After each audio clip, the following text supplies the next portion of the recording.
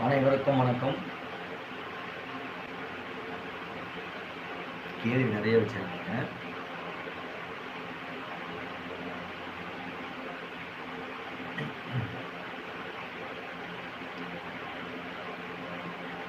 ஆ தங்கமணி, நீங்க வந்துட்டு கடன் தீர என்ன செய்ய வேண்டும்னு கேள்வி கேட்கிறீங்க. முதல்ல உங்களோட வீட்ல இருக்கக்கூடிய இடங்கள்ல வந்துட்டு இந்த பழைய துணிகள் ஏதாவது போட்டிருந்தா முதல்ல அந்த துணிய வந்து அப்புறப்படுத்துங்க. மடிச்சு ஒரு இது வைங்க. ஏன்னு கேட்டீங்கன்னா வந்துட்டு நெறைய இந்த பழைய துணி, இந்த இந்த துணி வந்து துவைக்காத இருக்கக்கூடிய துணிகள வந்து அதிகமா போடாதீங்க. வீட்ல வந்து பார்த்தீங்கன்னா, இந்த மூலையா இருக்கக்கூடிய இடத்துல வந்துட்டு செவுத்து மூலையா இருக்கட்டும், ஒரு இடத்துல வந்து அடைச்சு வைக்கக்கூடிய இடத்துல வந்து நீங்க வந்துட்டு இந்த பழைய துணிகளோ, இல்ல பழைய குப்பைகளோ அதிகமா சேர்க்காம இருந்தாலுமே, கடன் நீங்க வந்துட்டு வாங்க வேண்டிய சூழ்நிலை ஏற்படாது. நீங்க அப்படி கடன் வாங்கிட்டாலும், அத சீக்கிரம் வந்து இந்த மாரி இருந்தா வந்து குடுக்க வேண்டிய நிலை வந்துட்டு ஏற்படாது. காரணம் என்னன்னு கேட்டீங்கன்னா, நீங்க அங்கங்க குப்பைகளும், இருக்கக்கூடிய இடத்துல வந்து துணிகளும் வந்து அங்கங்க போட்டு விட்டுட்டீங்க. சுத்தமா இல்லாம ஒரு இடம் இருக்குன்னா, அந்த இடத்துல பார்த்தீங்கன்னா, அதிகமா கடன் வந்துகிட்டே இருக்கும். ஒரு கடன அடைக்கணும்னு தோணும். அடைச்சிட்டே இருக்கும்போது, அடுத்த கடன இன்னொரு இடத்துல வாங்க வேண்டிய சூழ்நிலை ஏற்படும். அதனால வந்து நீங்க வீட்டு இருக்கக்கூடிய இடத்த வந்து சுத்தம் பண்ணுங்க. இன்னொரு விஷயம் என்னன்னு கேட்டீங்கன்னா வந்துட்டு, வீட்டோட நிலை இருக்கும். இந்த வீட்டோட நிலை வந்து செவ்வாய் திசை பார்த்தா மாரி இருக்கக்கூடிய வீட்ல வந்து பார்த்தீங்கன்னா வந்துட்டு, எதிர்க்க வந்து காலியா இருக்கு, ஒரு மனை வந்து இருக்குன்னு கேட்டீங்கன்னா, அங்க வந்து அதிகமான கடன் வாங்க வேண்டிய சூழ்நிலை ஏற்படும். தூக்கம் வந்து அதிகமா வராது. சிந்தனைகள் அதிகமா வரும். கனவுகள் பார்த்தீங்கன்னா வந்துட்டு ஒரு அ ஒரு திருப்தியான ஒரு கனவு வரும்ன்னு சொல்லுவோம் பார்த்தீங்களா, நம்ம கனவு வந்தாலும், "அப்பா நான் நல்லா இருந்தது கனவு." அந்த மாரி வராது. சங்கடப்படுத்துற மாரியே கனவுகள் வரும். அந்த மாரி இருந்தா கடன் தொல்லை, கனவு, தூக்கம் சரியா வராது. இந்த மாரி எல்லாம் வந்து இருக்க நெறைய வாய்ப்பு இருக்கு. உங்களோட வீடு வந்து செவ்வாய்க்குரிய வீடா இருக்கணும். இல்லன்னா நீங்க இருக்கக்கூடிய திசையில வந்து பார்த்தீங்கன்னா வந்து குப்பைகள் அந்த மாரி இருக்கும். வீடுகள் வந்து சுத்தமா வச்சிருக்கணும் எப்பவுமே. அப்படி ஏதாவது இல்லன்னா, நீங்க வந்து இந்த நான் காலகட்டத்தில நீங்க வந்து அந்த துணிகள வந்து மடிச்சு அங்க இருந்து எடுத்து, ஒரு பீரோ இருந்தா பீரோல வச்சுருங்க. இல்ல கொட்டி ஏதோ ஒரு இடத்துல வந்து வச்சுருங்க. மூட்டை கட்டி வைக்காதீங்க. மடிச்சு அழகா வைங்க. திசையே ரொம்ப கவனமா இருக்கணும். பெரும்பாலும் பார்த்தீங்கன்னா வந்து செவ்வாய்க்குரிய திசையில வந்து பார்த்தீங்கன்னா வந்துட்டு கடன் தொல்லை ரொம்ப ஜாஸ்தி இருக்கும். சரிங்களா? கனவு தொல்லை இருக்கும். இத பார்த்துக்கங்க. சரிங்களா? இதெல்லாம் நீங்க வந்துட்டு சரியா பண்ணினீங்கன்னா, நீங்க கடன வந்து ரொம்ப சீக்கிரமா அடைச்சிடுவீங்க. மனக்குழப்பங்கள், சந்தேகங்கள் தீர்ந்துரும். உங்களுக்குள்ள ஒரு ஒரு இது ஏதாவது பண்ணியிருக்காங்களா? ஏதாவது செய்திருக்காங்களா? தாந்திரிக பயம் இருக்கும். இந்த தாந்திரிக பயம்லாம் இதனால வந்து சரியாயிடும். உங்களோட வீட்ட வந்து சுத்தமா வச்சுக்கங்க போதும்.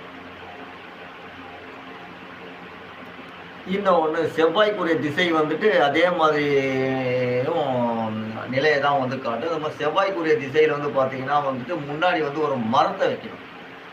ஏதாவது தென்னை மரமோ, ஏதாவது மரம் வந்து செவ்வாய்க்குரிய திசையில வைக்கும்பொழுது, உங்களுக்கு வந்து கடன் வந்துட்டு ஏற்படாது. நீங்க வரக்கூடிய வருவாய் என்ன வருதோ, அத வந்து உங்களால சேமிக்க முடியும். சரிங்களா? அதனால வந்து இத செய்யுங்க. கடன் சீக்கிரம் அடையும்.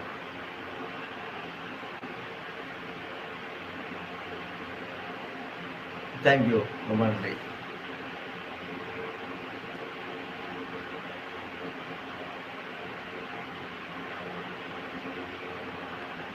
ஆ.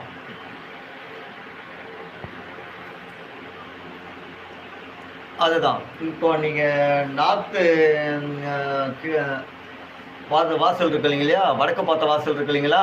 அந்த வடக்கு பார்த்த வாசல் வந்து அப்படிதான் இருக்கும். சரிங்களா? அதனால வேண்டி நீங்க அந்த இடத்துக்கு வந்துட்டு ஒரு ஒரு அந்த இடம் வந்து நீங்க இப்போ சொந்த வீடா? இல்லன்னா வந்து நீங்க வாடகைக்கு போயிருக்கீங்களா?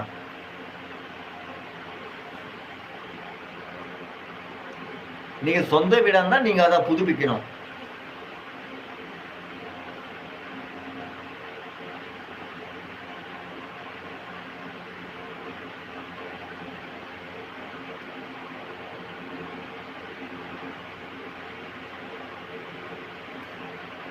நீங்க சொந்த வீடா இருந்தா நீங்க என்ன பண்ணணும்னு கேட்டீங்கன்னா, இப்ப இருக்கக்கூடிய சில வழிமுறைகள வந்து கடைபிடிச்சீங்க. இந்த மாற்றமே மாற்றாதீங்க. ஏன்னு கேட்டீங்கன்னா, உங்களுக்கு வந்து ஒரு வேலைய செய்யணும் ரொம்ப கஷ்டப்படுவீங்க. கஷ்டப்பட்டாலும் பலன் இருக்குமான்னா, பலன் இருக்கவே இருக்காது.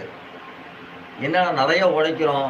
ஆனா வந்துட்டு எதுவுமே வந்து நம்ம கையில வந்து பணமோ, பொருளோ எதுவுமே தங்க மாட்டேங்குது. என்ன செய்றதுன்ற ஒரு மனக்கவலை எப்பவுமே இருந்துட்டு இருக்கும். ஏன்னா, அதுக்கான திசை தான் நீங்க இருக்கக்கூடிய திசை. சரி அப்ப என்னன்னா, நீங்க உங்களால முடிந்த அளவுக்கு வீட்ல இருக்கக்கூடிய பொருட்கள வந்து சரியான இடத்துல சரியா வச்சுக்கங்க. ஏன்னா, ஒரு குப்பைய அதிகமா போடாதீங்க. குப்பைய வந்து சேர்க்காதீங்க. சரிங்களா? உங்க வீட்ல இருக்கக்கூடிய அப்பப்போ சில சில மனக்கசப்பு, கோபங்கள் ரொம்ப ஜாஸ்தி இருக்கும் உங்களுக்கு. சரிங்களா? எந்த நேரமும் கோபமாவே இருந்துட்டு இருப்பீங்க. ஏதாவது ஒரு கோபம். சரிங்களா? இதெல்லாம் வந்து சீக்கிரம் வந்துட்டு ஒரு அளவுக்கு வந்துட்டு தணியணும்னா, நீங்க குப்பைகளையும், துணிகளையும் போட்ட இடத்துல அப்படியே வைக்காதீங்க. ஏதாவது இடத்துல போட்டுட்டீங்கன்னா, உடனே மடிச்சு, உடனே வந்து வைக்கக்கூடிய இடத்துல வந்து வச்சுடுங்க. ஓரளவுக்கு உங்களுக்கு அந்த பிரச்சனை தீர்ந்துடும். கடனே வந்து குடுக்க முற்படுவீங்க. மேற்கொண்டு கடன வாங்குறத நிறுத்துவீங்க. சரிங்களா? இதுக்கு வீடு வந்து நீங்க புதுப்பிக்கணும்னா, வேற மாதிரி வந்து பண்ணலாம். சரிங்களா? என்னன்னா வந்துட்டு உங்களால வந்து வீடு புதுப்பிக்க முடியாது. எனக்கு அந்த அளவுக்கு வந்துட்டு வருமானமோ, வசதியோ கிடையாது அப்படின்னு சொல்லும்போது என்னன்னா, முன்னாடி வந்து ஒரு தென்னை மரம் ஒண்ணு வச்சிருங்க. சரிங்களா? முன் வாசல்ல ஒரு தென்னை மரம் வைங்க. சரிங்க. நல்ல ஒரு விருட்சத்த பார்த்து வைங்க. அந்த விருட்சம் வந்து உங்களோட வரக்கூடிய அந்த ரேடியேஷன் வந்து அது வந்து உங்களுக்கு வந்து அ ஒரு அளவுக்கு வந்துட்டு திருப்தி கொடுக்கும். சரிங்களா? வேற ஏதாவது சந்தேகம் இருக்குங்களா?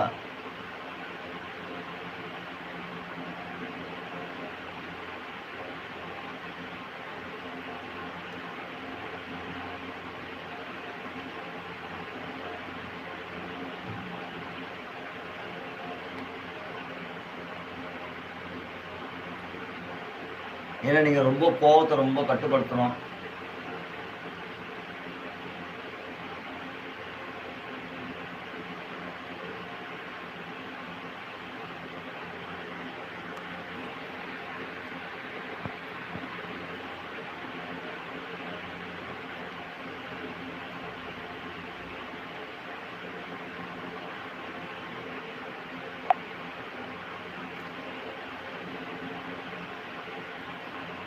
அதான் மோகினி நீங்க வந்துட்டு ரொம்ப கோவத்த வந்து கண்ட்ரோல் பண்ணணும்.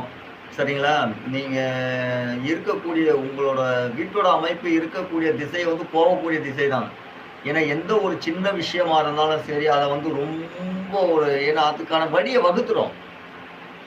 சரிங்களா? அந்த வழிய வந்து குடுக்குறது வேற ஒண்ணும் கிடையாது. அந்த திசை வந்து உங்களுக்கு அந்த ஒரு எமோஷனலையும், எந்த ஒரு சின்ன விஷயமா இருந்தாலும் வந்து அது பெருசா நடந்துறக்கூடாதுன்றதுக்காக, இத இந்த வார்த்தை வந்து அந்த கோபத்த அதிகமாயி அதுவே பெருசாக்கி விட்டுரும், பிரச்சனைகள. சரிங்களா? இது வந்து நீங்க கண்ட்ரோல் பண்ணணும். நீங்க அதுக்கான வந்துட்டு தியானங்கள வந்து நீங்க ரொம்ப பண்ணணும். சரிங்களா? தியானம் பண்ணுங்க. அதிகமா வந்து பண்ணுங்க. இதுக்கான கோபங்கள் தணியும். இதுக்கு முன்னாடி நீங்க செய்ய வேண்டிய விஷயங்கள் என்னன்னா, உங்களோட வீட்டோட அமைப்ப வந்து உங்களோட கண்ட்ரோலோட கட்டுப்பாட்டுக்குள்ள வச்சுக்கணும். சரிங்களா? உங்களோட கட்டுப்பாட்டுக்குள்ள இதெல்லாம் நான் சொன்ன இந்த வேலைகள நீங்க செய்தீங்கன்னா, நீங்க உங்களோட வீடு வந்து உங்களோட திசையோ, உங்களோட இது எல்லாமே உங்க கட்டுப்பாட்டுக்குள்ள வந்துரும். சரிங்களா? இத நீங்க வந்துட்டு மறக்காம செய்யுங்க. ஏன்னா வீட்ல குப்பைய போடாதீங்க. துணிமணிய மடிச்சு வைங்க. சரிங்களா? அதிகமா வந்து பார்த்தீங்கன்னா வந்து செவ்வாய இந்த வடக்கே வந்து அதிகமா பார்த்துக்கிட்டு இருக்காதீங்க. வடக்கேன்னா தெற்கே. அதாவது வந்து நீங்க தெற்கு திசைய வந்து கவனிக்கக்கூடாது அதிகமா. நீங்க உங்க வீட்ல ஏதாவது டிவி வந்து தெற்கே பார்த்த மாரி இருக்குன்னா, மாத்தி வந்து வடக்கு பக்கமோ, தெற்கு கிழக்கு பக்கமோ, மேற்கு பக்கமோ வச்சுக்கங்க. அத நீங்க முயற்சி செய்து தான் அந்த வழிய வந்து நீங்க அடையணும்.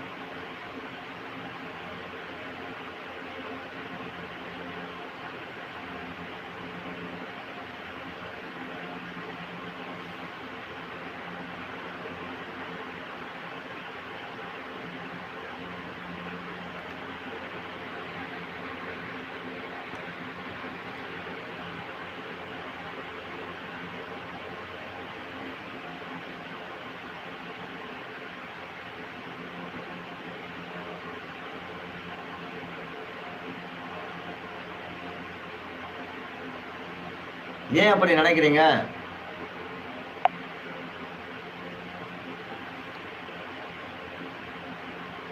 உங்களுக்கு அப்படிதான் இருக்கும். ஏன்னா கஷ்டங்கள் அப்படி பட்டுறீங்க. ரொம்ப கஷ்டப்படுறீங்க. ரொம்ப ஏமாற்றம் ஜாஸ்தி இருக்கு. சரிங்களா? வாழ்க்கையா இருக்கட்டும், மத்த விஷயங்களா சொந்தக்காரர், உறவினர்கள் அத்தனை பேர் இடத்துலயும் வந்துட்டு உங்களுக்கு நெறைய அ வாக்குவாதம், சில விஷயம் நெறைய நடந்திருக்கு. ஏமாற்றங்கள் நெறைய இருக்கு. அதுக்காக இந்த இது வந்து நீங்க கோயிலுக்கு போங்க. கோயில்ல வந்துட்டு தியானம் பண்ணுங்க. சரிங்களா? உங்களான மனநிலைய வந்து நல்ல ஒரு வழி கொண்டு வரும். நீங்க எல்லாத்தையும் ஜெயிப்பீங்க. ஏன்னா, நீங்க வந்து ஜெயிக்கக்கூடியவர்கள் தான் நீங்க. சரிங்களா? இப்ப இருக்கக்கூடிய கிரகாச்சாரம் வந்து அந்த அளவுக்கு உங்களுக்கு சரியா இல்ல. நீங்க பொறுத்து தான் இருக்கணும். சரிங்களா? பொறுத்து நீங்க வந்து அது காலகட்டங்கள் வந்து உங்களுக்கு சாதகமா வரும்போது, நீங்க எல்லாத்துலயுமே வந்துட்டு நீங்க மேலோங்கி வருவீங்க. சரிங்களா? நீங்க வந்து இப்போதைக்கு வந்து தியானம் பண்ணுங்க. கோயிலுக்கு போங்க. சரிங்களா? சாந்தி பண்ணிக்கங்க.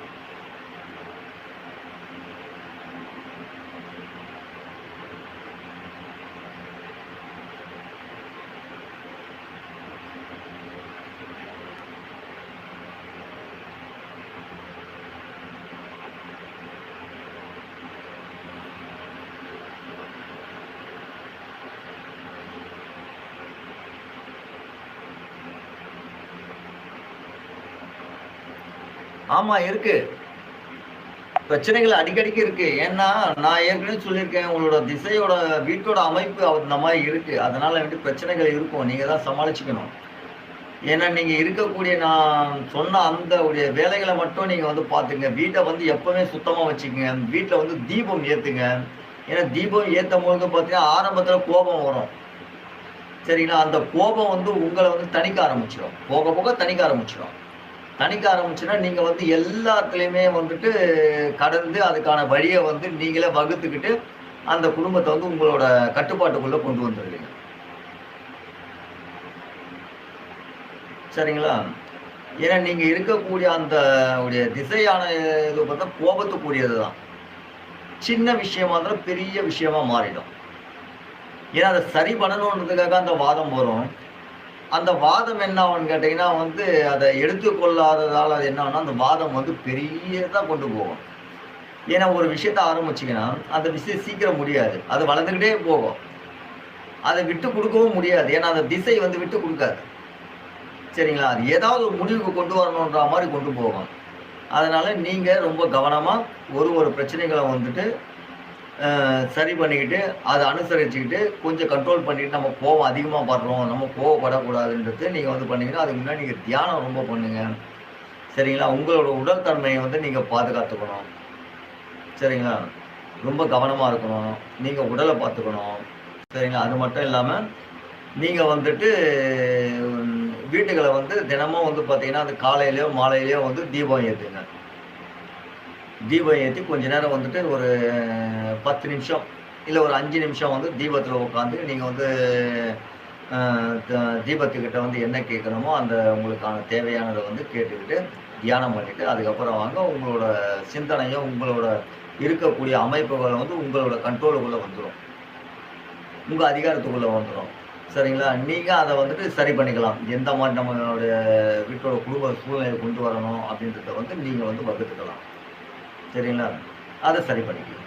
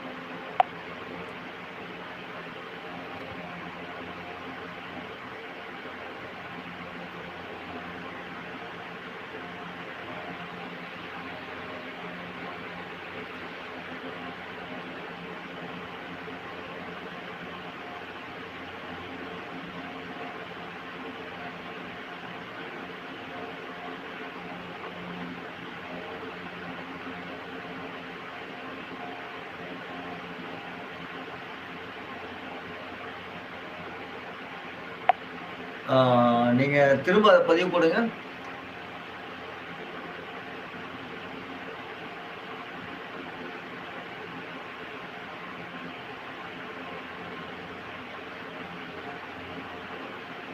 மானிடன கேட்குறீங்களா? இல்ல மனிதர் கேட்குறீங்களா?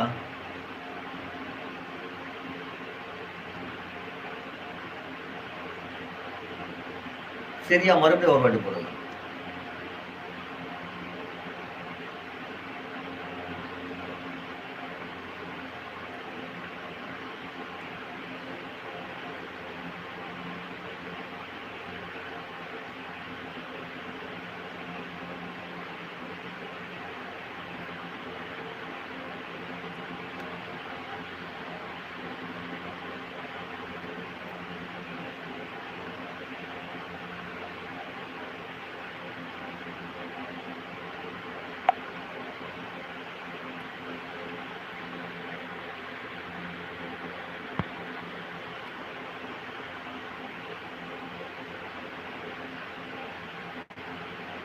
கண்டிப்பா, கண்டிப்பா.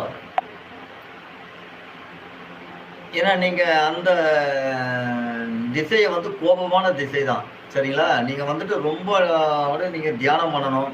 நீங்க இதெல்லாம் இந்த வழிபாட்ட நீங்க பண்ணினீங்கன்னா, உங்களுக்கு வந்துட்டு கட்டாயம் உங்களோட குலதெய்வம் வந்துட்டு உங்களுக்கு சாதகமா வந்துரும். சரிங்களா? ஆனா கோபங்கள் வந்து ரொம்ப குறைச்சுக்கணும். ஏன்னா வந்து உங்களோட வீட்டோட அமைப்பு அந்த மாரி உங்களோட சூழ்நிலைக்கு நீங்க உங்க வீட்ட நீங்க தான் அமைச்சுக்கணும். சரிங்களா?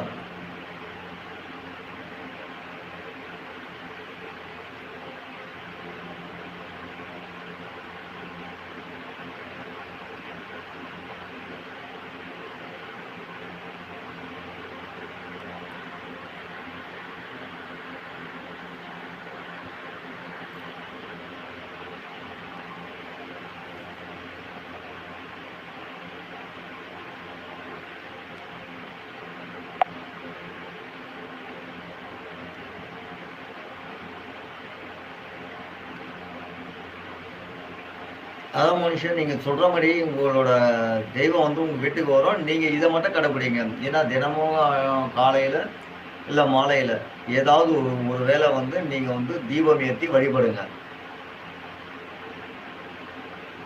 சரிங்களா?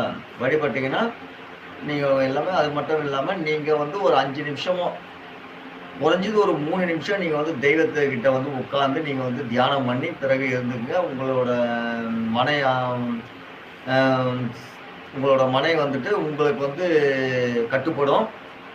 சரிங்களா? உங்கள சார்ந்தவர்கள் எல்லாமே வந்து உங்களுக்கு கட்டுப்படுவாங்க. இத நீங்க தொடர்ந்து செய்து வாங்க. உங்க குலதெய்வம் உங்கள நாடி வருவாங்க. கோபத்த கொஞ்சம் குறைச்சுக்கங்க. ஏன்னா கோபம் அதிகமா இருக்கு. சரிங்களா? அந்த கோபத்த நீங்க ரொம்ப குறைச்சுட்டு வரணும். ஏன்னா அந்த திசைக்கு வந்து கோபத்துக்கான திசை தான் அது. சரியா? தியானம் பண்ணுங்க. இந்த பொருட்கள மட்டும் சரியா வச்சுக்கங்க. எல்லாம் நல்லது நடக்கும்.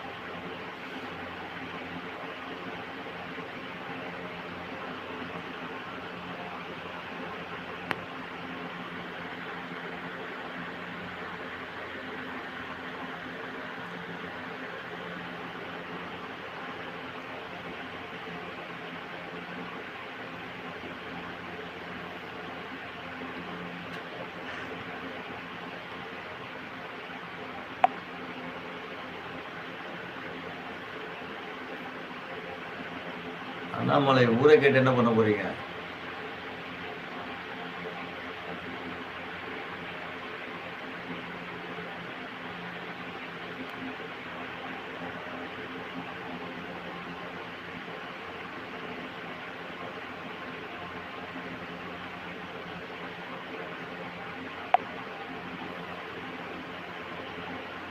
கண்டிப்பா, கண்டிப்பா. ஒரு காலகட்டங்கள் அமையும்போது நான் வரேன்.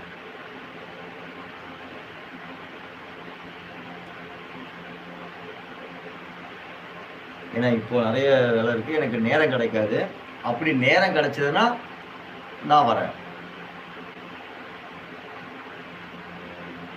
சரிங்களா?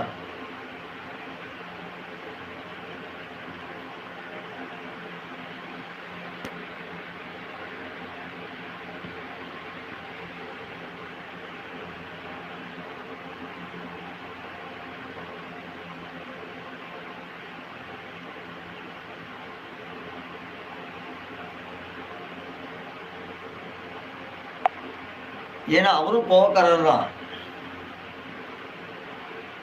சரிங்களா? ரொம்ப கோவக்காரர் அவரு. பிடிவாதக்காரரு. ரொம்ப கோவப்பட்டா பேச மாட்டாரு. அந்த அளவுக்கு கோபம் அதிகமா இருக்கும். சரிங்களா? அஜித்.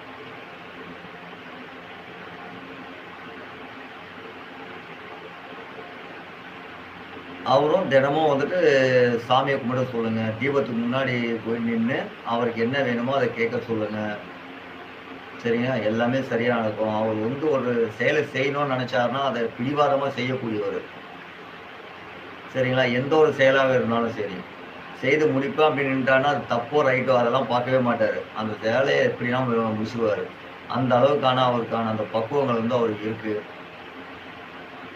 சரிங்களா? கோபமும் அதிகமா இருக்கு. பிடிவாத குணம் இருக்கு. சரியா? அவரோட மனச அவரே சாந்திப்படுத்திக்கிட்டா தான் அவரு சரியா வருவாரு. அவரோட மனத்த அவரே சாந்திப்படுத்திக்குவாரு. அவரே கோபத்த அடக்கிப்பாரு.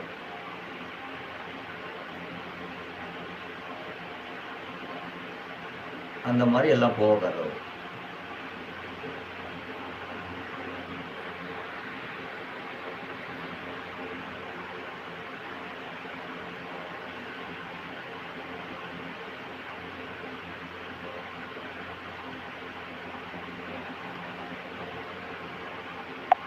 அஜித் பத்தி இன்னொன்னு சொல்லணும்னு கேட்டீங்கன்னா,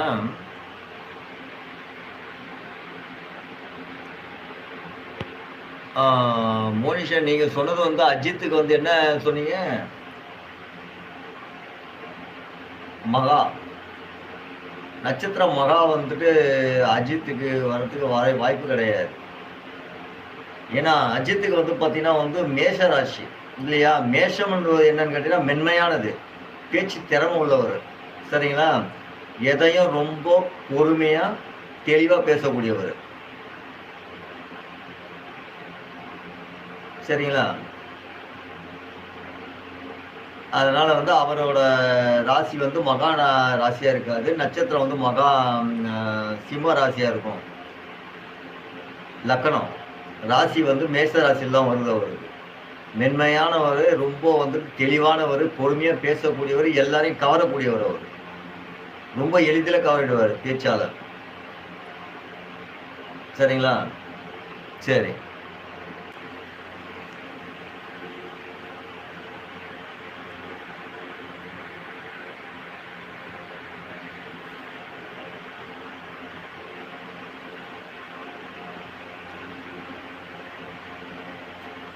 கண்டிப்பா. வாங்குவீங்க. கார் சீக்கிரம் வாங்கிடுங்க. சரிங்களா? அந்த துணிவு, துணிச்சல்லாம் இருக்கு. வாகனம் வாங்கக்கூடிய துணிவு வந்து உங்களுக்கு இருக்கு. வாழ்த்துக்கள் வாங்குங்க.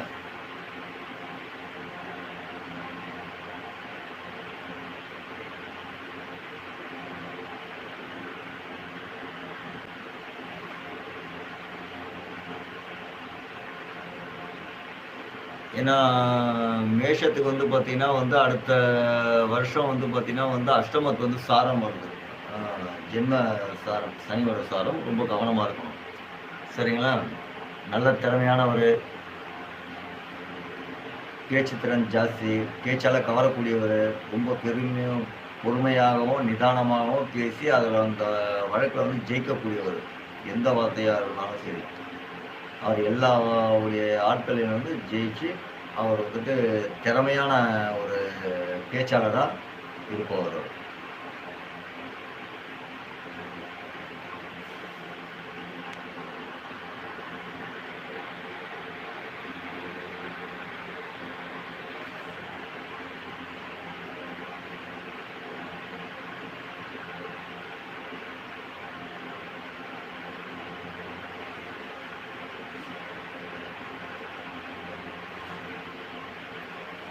இப்போதைக்கு வந்து பார்த்தீங்கன்னா வந்து மீனத்தில வந்துட்டு ஜென்ம சனி நடந்துட்டுருக்கு.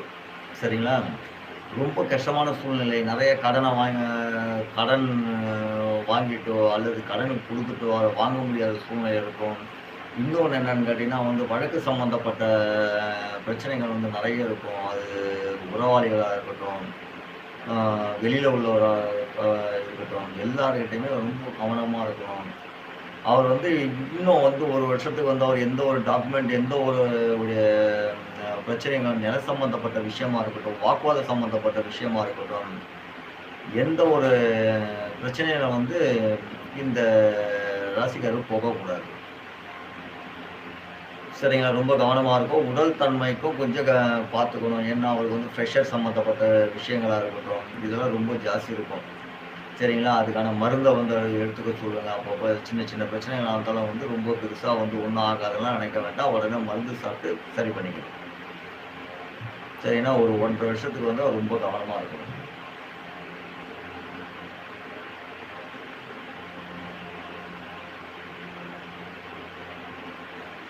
வேற ஏதாவது உங்களுக்கு கேள்வி இருக்குங்களா?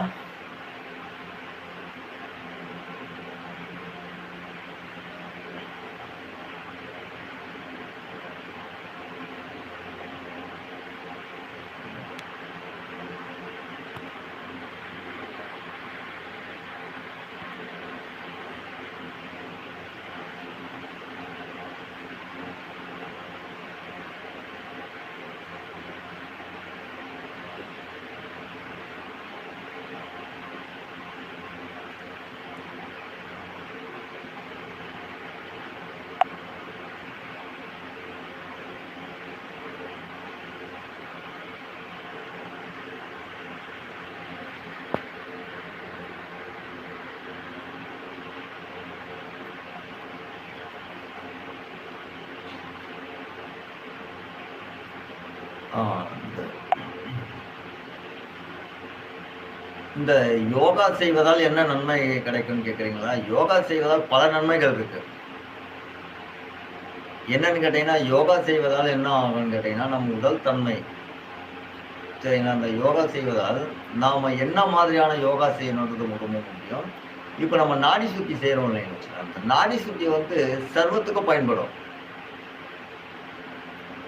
சரியா? இது என்ன ஆகும்னா வந்து உடல்ல இருக்கக்கூடிய மண்டலங்கள் எல்லாமே வந்து ஆக்டிவேட் ஆயிடும். யோகாவுல வந்து எல்லா குறைபாடுகள், எந்த பிரச்சனைகள் இருந்தாலும் சரி, அது அத்தனையும் இந்த யோகா மூலியமா வந்து பண்ணும்பொழுது, அந்த பயிற்சியாக செய்யும்பொழுது, அது ஒண்ணும் கிடையாது. நீங்க வந்துட்டு இந்த மத்தபடி வந்து இந்த கபாலபாம இருக்கட்டும், வஜ்ராசனமோ, சர்வங்காதி இதெல்லாம் எதுவும் செய்ய வேண்டியதில்ல. நாடி சுத்தி செய்தா போதும். இந்த நாடி சுத்தி செய்தாலுமே, உங்களுக்கு அனைத்து பிரச்சனைகளும் சரியாயிடும். சரிங்களா? படிப்படியா சரியாயிடும். அது ப்ரெஷரா இருக்கட்டும், சுகர் எந்த ஒரு பிரச்சனையா இருந்தாலும் சரி, உடல் தன்மையான பிரச்சனை, சுறுசுறுப்பு இல்ல, நம்ம வந்து அந்த ஆக்டிவா கிடையாது, நமக்கு ஒரு பதட்டம் இருக்கு, பயம் இருக்கு. இது எல்லாமே வந்து இந்த நாடி சுத்தி செய்யும்போது சரியாயிடும்.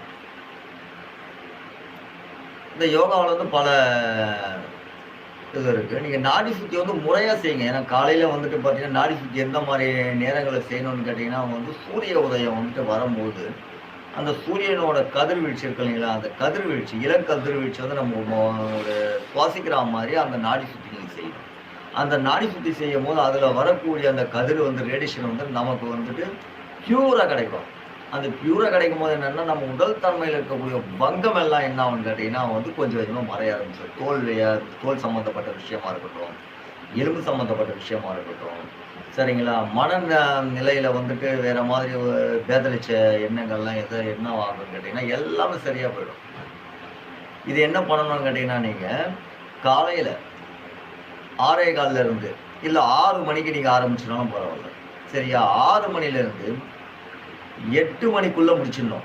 இல்ல 7:40க்குள்ள முடிச்சிடணும். முடிச்சிட்டீங்கன்னா, உடம்புக்கு நல்லது. நல்ல எனர்ஜி குடுக்கும். நல்ல சிந்தனை குடுக்கும். நம்ம உடல்ல இருக்கக்கூடிய பிணிகள வந்து கொஞ்சம் கொஞ்சமா அகற்றிடும்.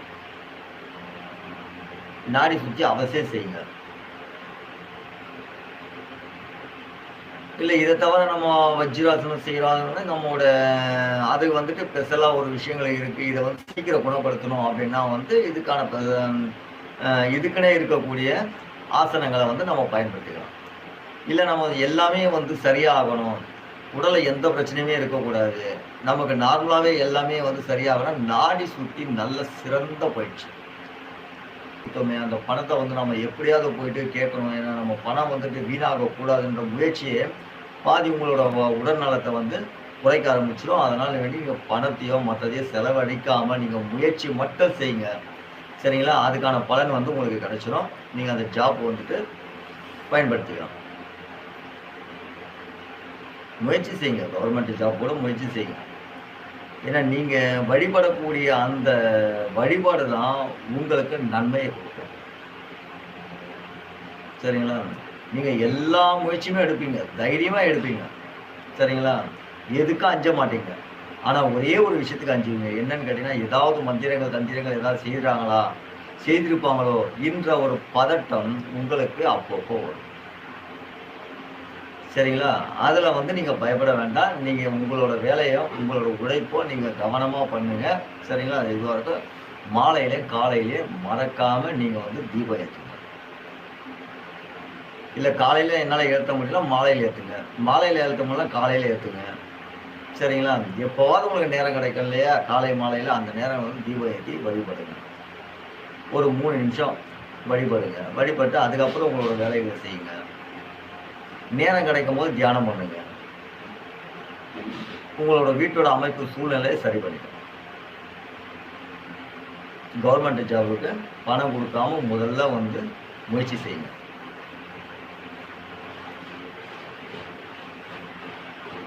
ம்.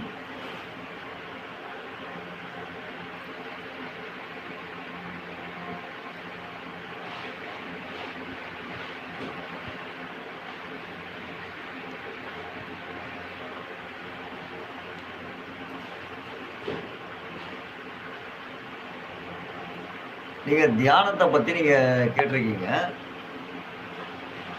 முதல்ல தியானம் என்னன்னு கேட்டீங்கன்னா வந்துட்டு, உங்களோட ஒரு பொருள வந்துட்டு நீங்க தேடிட்டு இருக்கீங்க.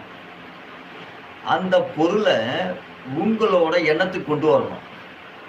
சரிங்களா? அதுதான் தியானம். இப்ப நீங்க கடவுள பத்தின விஷயம் நீங்க தேடுறீங்கன்னும்போது, நீங்க கடவுள பத்தி எந்த கடவுள நீங்க தேடுறீங்களோ, அந்த கடவுள வந்து நீங்க வந்துட்டு தியானிக்கணும் அவ்வளோதான். தியானிக்கணும்னா வந்து நினைக்கணும். சரியா? உங்களோட சிந்தனையில கொண்டு வரணும். சிந்தனையில கொண்டு வந்து, அந்த சிந்தனையில வந்து உங்க சிந்தனைக்கு இருந்து விலக்காம, உங்க சிந்தனையிலிருந்து விலக்காம, அந்த உடைய பொருள வந்து நீங்க வைத்துக் கொள்ளணும். அது கடவுளா இருக்கட்டும், இல்ல வேறு பொருளாக இருக்கட்டும், வேற எந்த பொருள நீங்க நினைக்கிறீங்களோ, அந்த பொருளுக்கான விடயத்த வந்து நீங்க தியானமா கொண்டு வரணும். உங்க சிந்தனையில வச்சு, அந்த சிந்தனைக்கு வந்துட்டு நீங்க வந்து சக்திய குடுக்கணும். அத செயல்பட வைக்கணும். சரிங்களா? அதுக்கு தான் தியானம். சரியா? அந்த தியானம் வந்து என்னன்னு கேட்டீங்கன்னா வந்துட்டு, உங்களோட சக்திய உங்களுக்குள்ள ஒண்ணாக்குது. சரிங்களா? உங்களோட சக்திய உங்களுக்குள்ள ஒண்ணாக்குது. எங்கேயோ போய் தேட வேண்டியதில்ல. தியானம்ன்றது அதுதான். ஒரு பொருள உங்க சிந்தனைக்குள்ள கொண்டு வரணும்.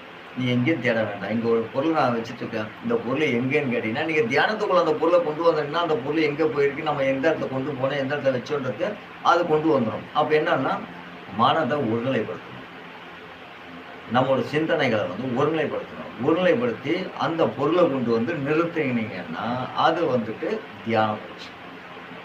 அத பயிற்சி எடுக்கணும். தினமும் வந்து என்ன பண்ணணும்னா, இந்த ஜோதியில இருந்து ஜோதிய நீங்க வந்து நீங்க புருவ மத்தியில கொண்டு வரலாம். உங்க நினைவுல கொண்டு வரலாம். நினைவுல கொண்டு வர்றது தான் தியானம். சரி, அது எந்த பொருளா இருந்தாலும் கொண்டு வரலாம். உங்களுக்கு பிடிச்ச பொருள் எந்த பொருளா இருந்தாலும் கொண்டு வந்து உங்க நினைவுல நிறுத்தீங்கன்னா, அது பேர் தியானம்.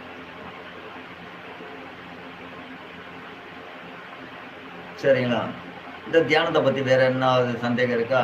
உங்களுக்கு ரொம்ப சுருக்கமா சொல்லிட்டேன். புரிஞ்சா? சரி, இல்ல புரியலன்னா திரும்ப வந்து அத ரொம்ப விளக்கமா சொல்லுங்கன்னா, நான் அந்த தியானத்துக்கு விளக்கம் சொல்றேன். தன் சக்திகள நம் கட்டுப்பாட்டுக்குள்ள கொண்டு வரது தான் தியானம். சரிங்களா? எங்கேயும் சிதற விடாம, எந்த எண்ணத்தையும் வந்து வெளியில கொண்டு போகாம, எல்லா எண்ணத்தையும் ஒரே வழியில எந்த வழியில நாம கொண்டு வர முடியுமோ, அந்த வழியில கொண்டு வரது தான் தியானம். சரியா? ஒருநிலைப்படுத்துறது தான் தியானம்.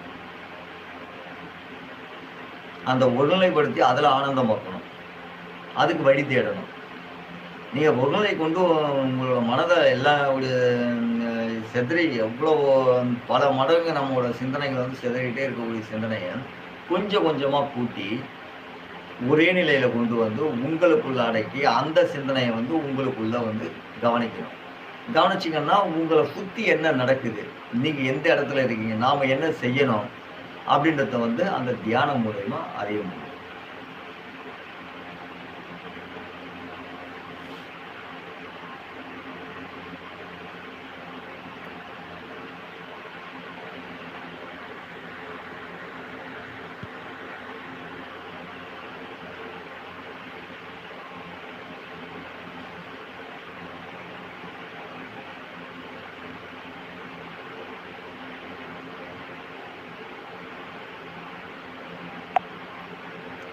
ஆ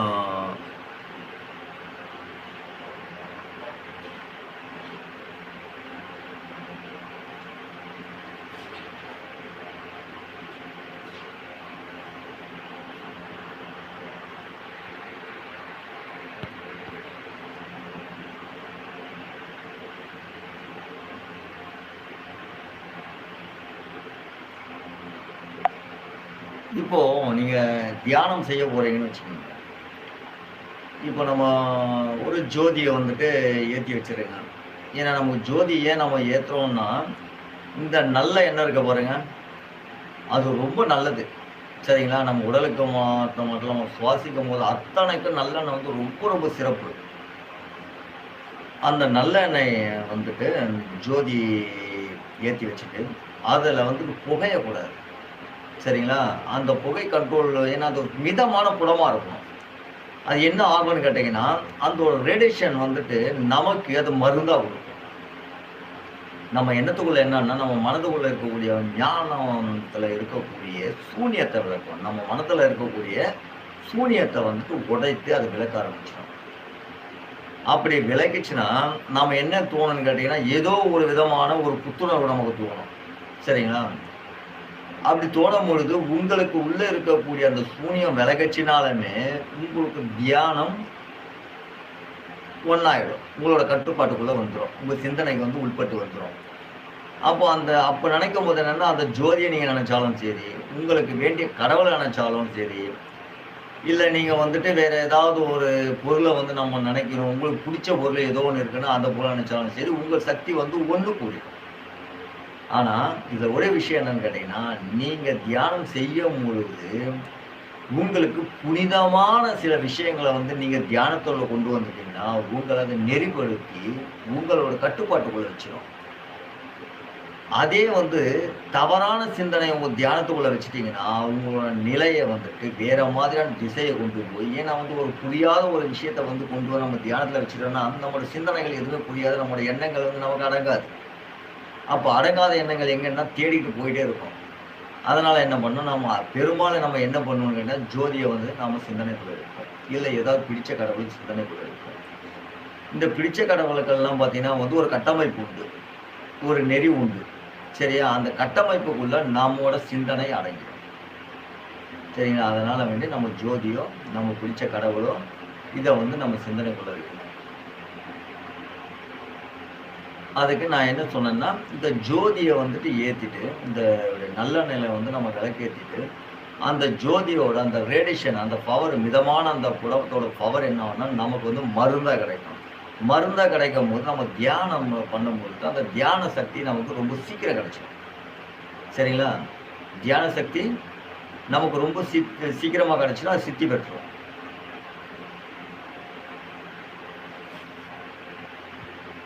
நெறைய நம்ம பதிவு வந்துட்டு போட்டுட்டே போயிட்டோம். நெறைய விட்டுட்டோம் நாமோ.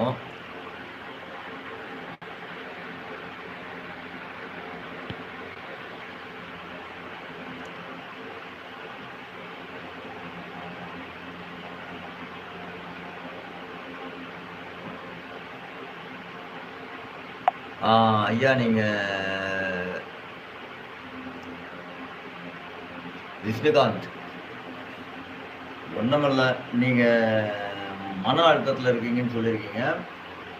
நீங்க என்ன பண்றீங்கன்னு கேட்டீங்கன்னா, நம்ம நாடி சுத்தி வந்து பண்ணுங்க. நீங்க வந்து தினமும் வந்து விளக்கு ஏத்திட்டு, காலையில இந்த நாடி சுத்தி பண்ணுங்க. நாடி சுத்தி எப்படி பண்ணணும்னு கேட்டீங்கன்னா, அந்த ஒரு பக்கம் இந்த இடது பக்கம் இருக்கு இல்லைங்களா? இந்த கைய வந்து இந்த பக்கம் வச்சுக்கங்க. இந்த மோதிர விரலும், இந்த தனம்ன்றது கட்டவரலை வந்து வச்சுக்கிட்டு பெருவரலை வச்சுக்கிட்டு இந்த இடது பக்கம் இழுத்து நல்லா இழுத்து வலது பக்கம் விட்டு வலது பக்கம் இழுத்து இடது பக்கம் விடுங்க. இது மாதிரி ஒரு 2 சுத்து 3 சுத்து பண்ணுங்க. சரிங்களா? உங்களோட மன அழுத்தன்றது குறையில இருக்கக்கூடிய எந்த மாதிரி மன அழுத்தமாக இருந்தாலும் சரி, சரிங்களா? இது குறைஞ்சிடும். உங்களுக்கு இருக்கக்கூடிய இந்த ப்ரெஷர் வந்து குறைஞ்சிடும். சரிங்களா?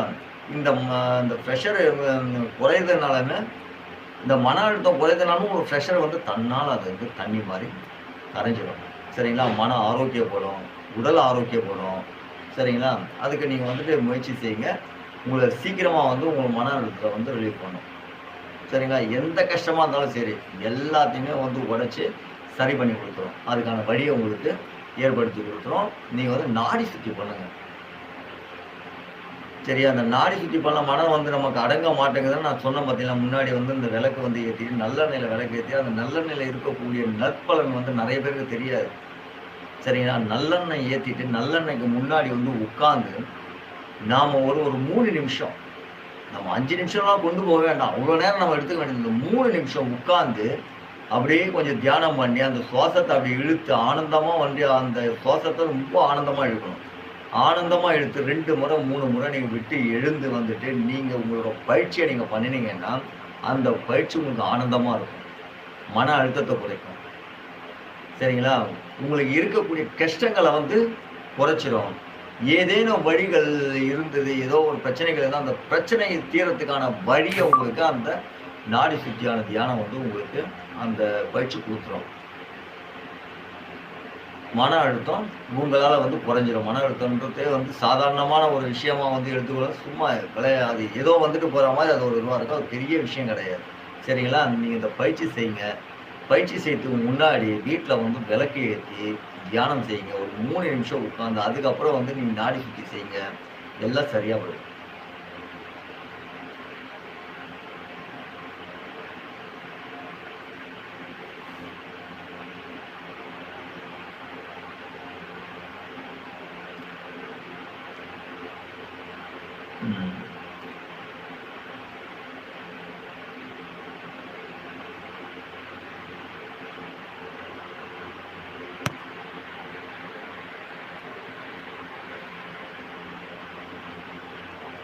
உங்களுக்கு இந்த முருகப்பெருமான் வரலாற்று சொல்லணுமா?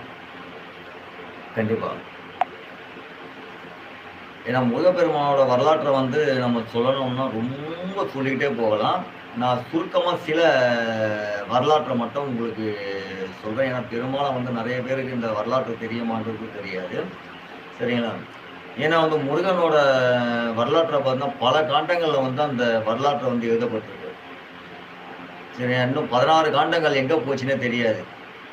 சரிங்களா? முருகனோட முழு வரலாற்றை வந்து பதிவுபட்டிருக்கு. இந்த திருச்செந்தூர் தெரியுமா உங்களுக்கு? இந்த திருச்செந்தூர் அதுக்கு முன்னாடி பார்த்தீங்கன்னா வந்து போர் நடக்கிறதுக்கு முன்னாடி பார்த்தீங்கன்னா இந்த திருச்செந்தூர் வந்துட்டு கடல் கிடையாது. கடல் இல்லாத இருக்கப்போ அந்த திருச்செந்தூர் வந்துட்டு ஒரு மலை பிரதேசம் தான். சரியா?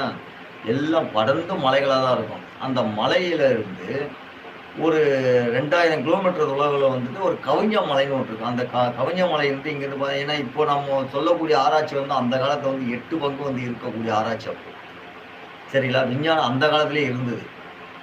ஏன்னா இங்கேருந்து வந்துட்டு வீரபாகுவும் அவரோட படை வீரர்களும் வந்து இது பண்ணிட்டு இருக்காங்க. அந்த முருகனுக்கு வந்துட்டு தளபதியாக வந்துட்டு வீரபாகு வராரு. வீரபாபு கிட்ட சொல்கிறாரு முருகப்பெருமான், ஏன் நீங்கள் வந்துட்டு சூரபத்மன் கிட்ட போயிட்டு இந்த தமிழர் எல்லாரையும் பிடிச்சி வச்சுருக்காங்க. சரிங்களா? இந்த வானவர்கள் நம்ம சொல்கிறோம் இல்லைங்களா? அந்த வானவர்கள் யாருமே கிடையாது, எல்லாம் தமிழர்கள் தான். சரிங்களா? தமிழர்களுக்காக தான் முருகப்பெருமானே வராரு. தமிழர்களை தான் முருகன் பெருமானை பார்த்துக்கிட்டார். தமிழர்களை வந்து பாதுகாத்தார் முருகன். சரிங்களா? ஏன்னா நீங்கள் வரலாற்றை நிறைய தேடி பார்த்தீங்கன்னா பெரும்பாலும் யாருக்குமே வரலாறு கிடையாது. ஆனால் முருகனுக்கு வரலாறு உண்டு. நீ எந்த நாட்டில் போயிட்டு நீங்கள் வரலாறு கேட்டினாலும் முருகனோட வரலாற்றை தான் எல்லா நாடுகளையும் சொல்லக்கூடியது. சரியா? எல்லா நாட்டிலையும் வந்து பார்த்தீங்கன்னா வந்துட்டு சில ஜீசஸ் வந்துட்டு அவரோட சீடர்கள் வந்து போதிச்சதே பார்த்தீங்கன்னா, இந்த ஆறுகோணம் சொல்லக்கூடிய முருகனோட சக்கரம் தான். சரிங்களா? அந்த மாதிரி முருகன் வந்துட்டு எல்லா நாடுகளையும் வந்து சுத்திட்டு வந்திருக்காரு. சரியா? உலகத்த சுத்தி வந்தாரு முருகன் சொல்றோம் இல்லையா? இந்த அந்த கந்த புராணத்துல சொல்ற மாரி கதைகள்லாம் கிடையாது. இந்த கதை வேற.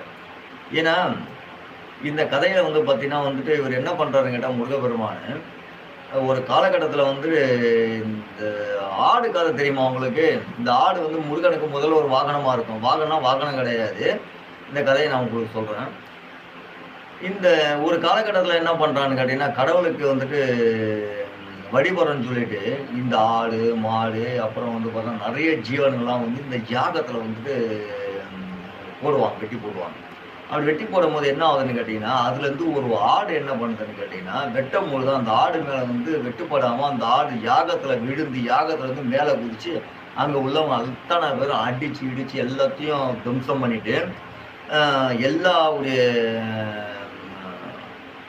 அத்தன பேரும் ஓட விடுறாங்க. சரி, அங்க இருக்க மக்கள் எல்லாத்தையும் ஓட விடுறாங்க. ஏன்னா கந்த புராணத்தில வந்துட்டு வேற மாதிரி இருக்கும். இது வந்து என்னன்னு கேட்டீங்கன்னா, இதுதான் வந்துட்டு இப்ப எல்லாரையும் ஓட விடும்போது என்ன ஆகுதுன்னு கேட்டா, யாருமே அங்க கிடையாது. அப்ப என்ன பண்றாங்க, நேரா போயிட்டு நெறைய எல்லார்கிட்டயும் போய் முறையிடுறாங்க. ஏன் இந்த மாரி இருக்குன்னு. ஏன்னா எங்கெங்கலாம் போய் முறையிடுறாங்களோ, அங்கெங்கலாம் அந்த ஆடு வந்து அந்த இடத்துல இருக்கக்கூடிய உடைய நகரத்தெல்லாம் வந்து அழிச்சு தும்சம் பண்ணிடுது. அப்படி இருக்கும்பொழுது என்ன ஆகுதுன்னா, எல்லாம் பயந்து நடுநடுங்கி இருக்கும்பொழுது, இந்த சூரியன்ல இருந்து முருகன் வராரு. சரியா? கதிரவன். இந்த கதிரவன்றது என்னன்னா, இந்த கதிர்வீழ்ச்சியிலேருந்து வரும்பொழுது அந்த ஆடு என்ன பண்ணுதுன்னு கேட்டீங்கன்னா வந்து, அந்த முருகனை வந்து கவனிக்குது. அப்பதான் நிக்குது. நின்னு வந்துட்டு முருகனை பாக்குது. அந்த முருகனை பார்க்கும்பொழுது அந்த ஆடு பார்க்குறாரு. முருகன் கிட்ட வர்றாரு. கிட்ட வந்தோனே ஆடு பாக்குது. என்னன்னு கேட்கும்போது, முருகனை வந்து அந்த ஆடு கூட்டிட்டு போகுது. எங்க போகுது? இந்த யாக பீடத்துல வந்து இந்த ஆடு, மாடு இதெல்லாம் பலியிட்டாங்க இல்லையா? நெறைய இந்த இந்த ஜீவராசிகள் எல்லாத்தையும் பார்த்தீங்கன்னா வந்து பலியிட்டு வச்சிருக்கக்கூடிய இடத்துல வந்து ஆடு கூட்டிட்டு போய் முருகனை காட்டும்போது, முருகன் பார்த்து ரொம்ப கோவப்பட்டு இதெல்லாம் என்னன்னு கேட்கும்போது, "இல்ல நான் கடவுளுக்காக நான் இத வந்துட்டு குடுக்குறோம்." அப்படின்ட்டு அந்த மக்கள் சொல்லும்பொழுது, அந்த மக்கள் ஒண்ணு சொல்றாரு, "இது வந்து இப்படி குடுக்கக்கூடாது." சரி, அப்ப நாங்க என்ன பண்ணணும்னும்போது தான் அப்பதான் வந்து இந்த கதிர்காமத்த உருவாக்குறோம். என்னன்னு கேட்டீங்கன்னா, அந்த இது என்ன செய்யணும்? நாங்க இத தான் நாங்க வந்துட்டு எடுத்துக்க முடியும். இத தான் நாங்க பண்ண முடியும்ன்னு வந்து அந்த ஆடு வந்து காட்டும்போது, அந்த ஆட வந்துட்டு இவரு கூட்டிக்கிட்டு நேரா போய் என்ன பண்றாங்கன்னா, வந்து நெல், திணை இந்த மாரி விதைகள வந்து உருவாக்குறாரு. உருவாக்கி கொண்டு வந்து அந்த மக்களுக்கு குடுக்குறாரு. அந்த மக்கள் கேட்கறாங்க, "இந்த விதைய வச்சு நாங்க என்ன பண்ண முடியும்?" இந்த விதை வந்து திரும்ப திரும்ப வளரும்ன்றாரு. அதான் எப்படின்னும்போது, அதுக்கான இடம் தான் வந்து கதிர்காமத்த வந்து சோதனை செய்றாங்க. கதிர்காமத்த வந்து அப்பதான் உருவாக்குறாங்க. கதிர்காமத்துல போடுறாங்க, திணை போடுறாங்க, நெல் போடுறாங்க. போட்டுட்டு இந்த பழங்கள்லாம் வந்துட்டு அந்த இடத்துல வந்து விதைகள போட்டு பழங்கள் எல்லாம் வருது. அதுதான் முருகனுக்கு இந்த பஞ்சாமிர்தம் எது குடுக்குறாங்கன்னு கேட்டீங்கன்னா, அந்த பழங்கள் அத்தனையும் எடுத்து, இந்த பழத்த வந்து ஒண்ணு சேர்த்து, அத முருகனுக்கு வந்துட்டு அத குடுப்பாங்க. சரிங்களா? இது எதுக்குன்னு கேட்டீங்கன்னா, இதெல்லாம் வந்து முருகனுக்கு குடுத்தது தான். இந்த நெல்லா இருக்கட்டும், இந்த திணையா இருக்கட்டும், எல்லாமே முருகன் நமக்காக, தமிழர்களுக்காக குடுத்த அந்த ஒரு ஆராய்ச்சியான விதைகள் தான் இந்த நெல், திணை இதெல்லாம். இதுக்கான உருவாக்கப்பட்டது தான் கதிர்காமத்துறை. சரிங்களா? இது வந்து இந்த கதிர்காமத்துறைய வந்துட்டு இந்த அருணகிரிநாதர் வந்து நெறைய அழகா பாடியிருப்பார். நெறைய நூல்கள்ல இருக்கு. ஏன்னா வந்து நக்கீரன் வந்து இந்த கதிர்காமத்த பத்தி பாடியிருக்காரு. கதிர்காமம் வந்து இப்போ உருவானதல்ல. 4000 ஆண்டுகளுக்கு முன்னாடியே இந்த கதிர்காமம் வந்துட்டு உருவாயிருக்கு. ஏன்னா நம்ம வந்து இருக்கக்கூடிய கணிப்புல ஏன்னா அது 4000 இல்ல 10,000 இருக்கலாம். 50,000 ஆண்டுகள் கூட இருக்கலாம். ஏன்னா இப்ப இருக்கக்கூடிய கணிப்புகள் படி பார்த்தீங்கன்னா வந்து 2000, 4000 ஆண்டுகள வந்துட்டு குறிப்பிடுறாங்க. இருக்கக்கூடிய உலகத்துல இருக்கக்கூடிய விஞ்ஞானிகள்லாம் இப்படிதான் சொல்றாங்க. சரிங்களா? அதுக்கு தகுந்தா மாரி நாம சொல்ல போனோம்னா, இந்த 4000 ஆண்டுகளுக்கு முன்னாடி சரிங்களா? இந்த கதிர்காமம் துறை வந்து அதுக்கு முன்னாடியே உருவானது தான். இந்த விதைய வந்து முருகப்பெருமான் வந்து குடுத்தது தான். சரிங்களா? இதுக்காக தான் நம்ம பஞ்சாமிர்தம் வந்து அவருக்கு வந்து குடுக்குறோம். ஏன்னா வந்து அவரு குடுத்த விதை தான். தென்னாட்டு எடுக்கிறாரு. தென்னாட்டுக்கு வந்து அப்போ கடல் கிடையாது. கடல் இல்லாத இருக்கக்கூடிய இடம் தான் வந்து ஸ்ரீலங்கா. அதாவது இலங்கை. சரிங்களா? அந்த இலங்கையில தான் நம்ம வந்து அந்த சோதிக்கிறாங்க. கதிர்காமத்த வந்து இந்த நெல் சோதிக்கிறாங்க. அதுக்கப்புறம் அதுலேருந்து கொண்டு போதா உலகம் முழுக்க கொண்டு போறாங்க. இந்த ஆஸ்திரேலியாவோட நிலத்தோட பேர் என்னன்னா குமரன். முருகன் பேர்லயே இருக்கும். சரியா? குமரன். அந்த நிலத்துக்கு வந்துட்டு பேரே குமரன் தான். சரிங்களா? அது விவசாய நிலத்தோட பேரு. நிலத்தோட பேரே குமரன் தான். இந்த குமரி கண்டம்ன்றது வந்து குமரா கண்டம் தான் இருந்திருக்கணும். சரியா? இப்ப இருந்தா குமரி கண்டம் மாறி இருக்குன்னு நெனைக்கிறேன். இந்த குமார கண்டத்த தான் குமரி கண்டமா நாளாக நாளாக மாறி இருக்கும் அப்படின்றது ஒரு கணிப்பு. சரிங்களா? இது ஒரு கதை. இதுதான் நம்ம வந்து சொல்ல வேண்டியது. ஏன்னா இந்த கதையோட நம்ம தொடர்ச்சி நம்ம எங்கேயோ வந்துட்டோம். ஏன்னா நம்ம திருச்செந்தூர்ல ஆரம்பிச்சோம். திருச்செந்தூர்ல ஆரம்பிச்சு இந்த மாரி வந்திருக்கோம். சரிங்களா? எதுக்காக நம்ம சொல்றோம்னா, நம்ம தமிழர்கள வந்துட்டு பாதுகாத்த இடம் தான். அதுக்கு ஆடு நம்ம சொன்னோம் பார்த்தீங்களா, அந்த ஆடு தான் முதல்ல வந்து குமரனுக்கு இருந்தது. ஏன்னா இந்த மயிலும், சேவலும் எப்போ வருதுன்னு கேட்டீங்கன்னா, இந்த போருக்கு அப்புறம் தான் வருது. சரிங்களா? இந்த போர் செய்து முடிச்ச உடனே, இந்த போர்ல இருந்து தான் வந்து இவரு என்ன பண்றாருன்னு கேட்டீங்கன்னா வந்துட்டு, வெளில அதாவது அவரோட இருக்கக்கூடிய அந்த ரெடிஷனோட ஆயுதத்த அனுப்புறாரு. அந்த ஆயுதம் என்ன ஆகுதுன்னு கேட்டீங்கன்னா, அந்த ஒரு சூரபத்மன வந்துட்டு அ கொல்லுதான்னா கொல்ல. ஆனா என்ன கொல்லுதுன்னு கேட்டீங்கன்னா, அவரோட மனிதனோட ரூபத்த கொல்லுது. ஆனா, அவர்கிட்ட இருக்கக்கூடிய சேவலையும், மயிலும் வந்துட்டு அவர வந்துட்டு என்னன்னு கேட்டீங்கன்னா வந்து, இந்த சேவலும், மயிலுன்றதும் 2 ரூபம் அவர்கிட்ட.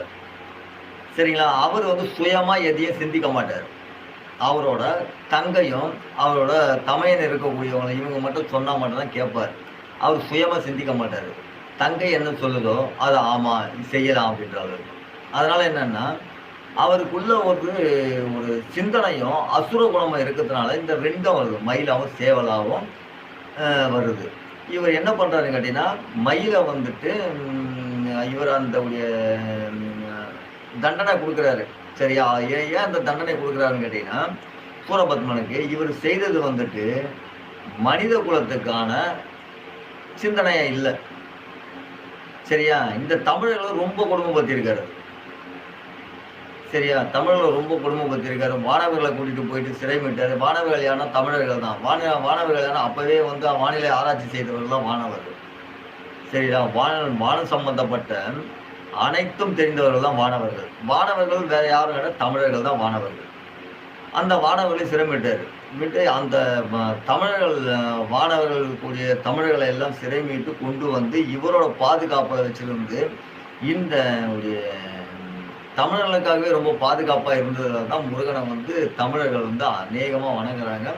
முருகன் வந்து தமிழர்களுக்கு மட்டும் தெய்வமான்னு கேட்டா, தமிழர்கள் மட்டும் தெய்வம், உலகத்துக்கே தெய்வம் அவர்தான். சரிங்களா? உலகத்துக்கு அனைத்திற்கும் தெய்வம் அவர்தான். கடவுள் அவர்தான். சரிங்களா? அவரோட வரலாற்ற நாம வந்துட்டு எடுக்கணும்னு பார்த்தீங்கன்னா வந்து தேடிக்கிட்டு எடுத்துட்டு போயிட்டே இருக்கலாம். ஏன்னா, இந்த சைனாவுல வந்து வணங்கக்கூடிய கடவுள் யாருன்னு கேட்டீங்கன்னா வந்து முருகன் தான். பழனிமலை முருகன் தான் அங்க சைனாவுல வணங்கிட்டு இருக்காங்க. சரிங்களா? அத நாம புரிஞ்சுக்கணும். நெறைய இருக்கு. நாம வந்துட்டு ஏன்னா ரொம்ப சுருக்கமா வந்து நேரம் ஆகுறதுனால சுருக்கமா நான் இந்த இது சொல்றேன். ஏன்னா பகல்ல நான் வந்துட்டு இப்போ உங்களுக்கு இந்த அ நேரலை போடுறதுனா உங்களுக்கு வந்து இல்ல 14 நாள் ஆயிருக்கு இல்லைங்களா? 15 நாள் 16 6 நாள் ஆகட்டும். சரியா? 14 நாள் அவங்களோட கடனெல்லாம் முடிச்சுட்டு, அதுக்கப்புறம் நீங்க வந்து உங்க வீட்ல வந்துட்டு வழிபடுங்க.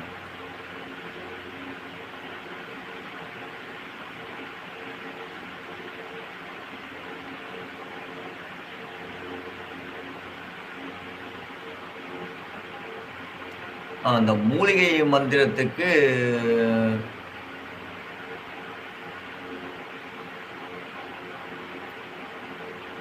ம். மூலிகை வந்து மாந்திரீகத்துக்கு பயன்படுத்துறாங்கன்னா, இப்ப நம்ம அப்போ வந்து பார்த்தீங்கன்னா 2 வகையா பயன்படுத்தியிருக்காங்க.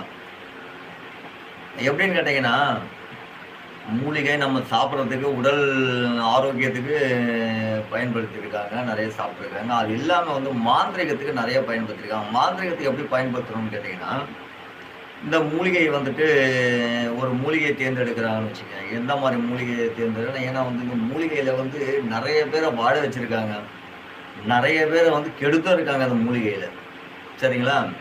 இதுல வந்துட்டு கெடுத்திருக்கக்கூடிய மூலிகை பார்த்தீங்கன்னா வந்து, அவங்க மிகப்பெரிய ஒரு சாபத்த வாங்கியிருப்பாங்க. ஏன்னா வந்து விளையாட்டா மூலிகை விளையாட வேண்டியது கிடையாது. ஏன்னா மூலிகை வந்து தேவர்களுக்கு சமம். சரிங்களா?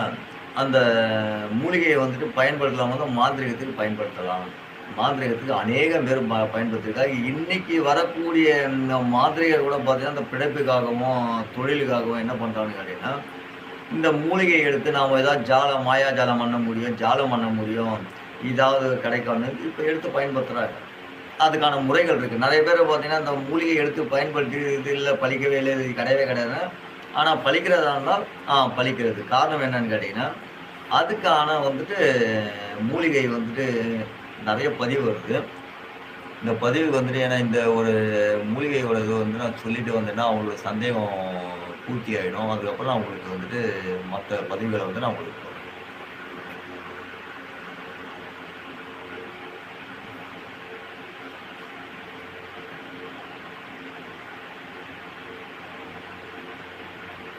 சரி, சரி.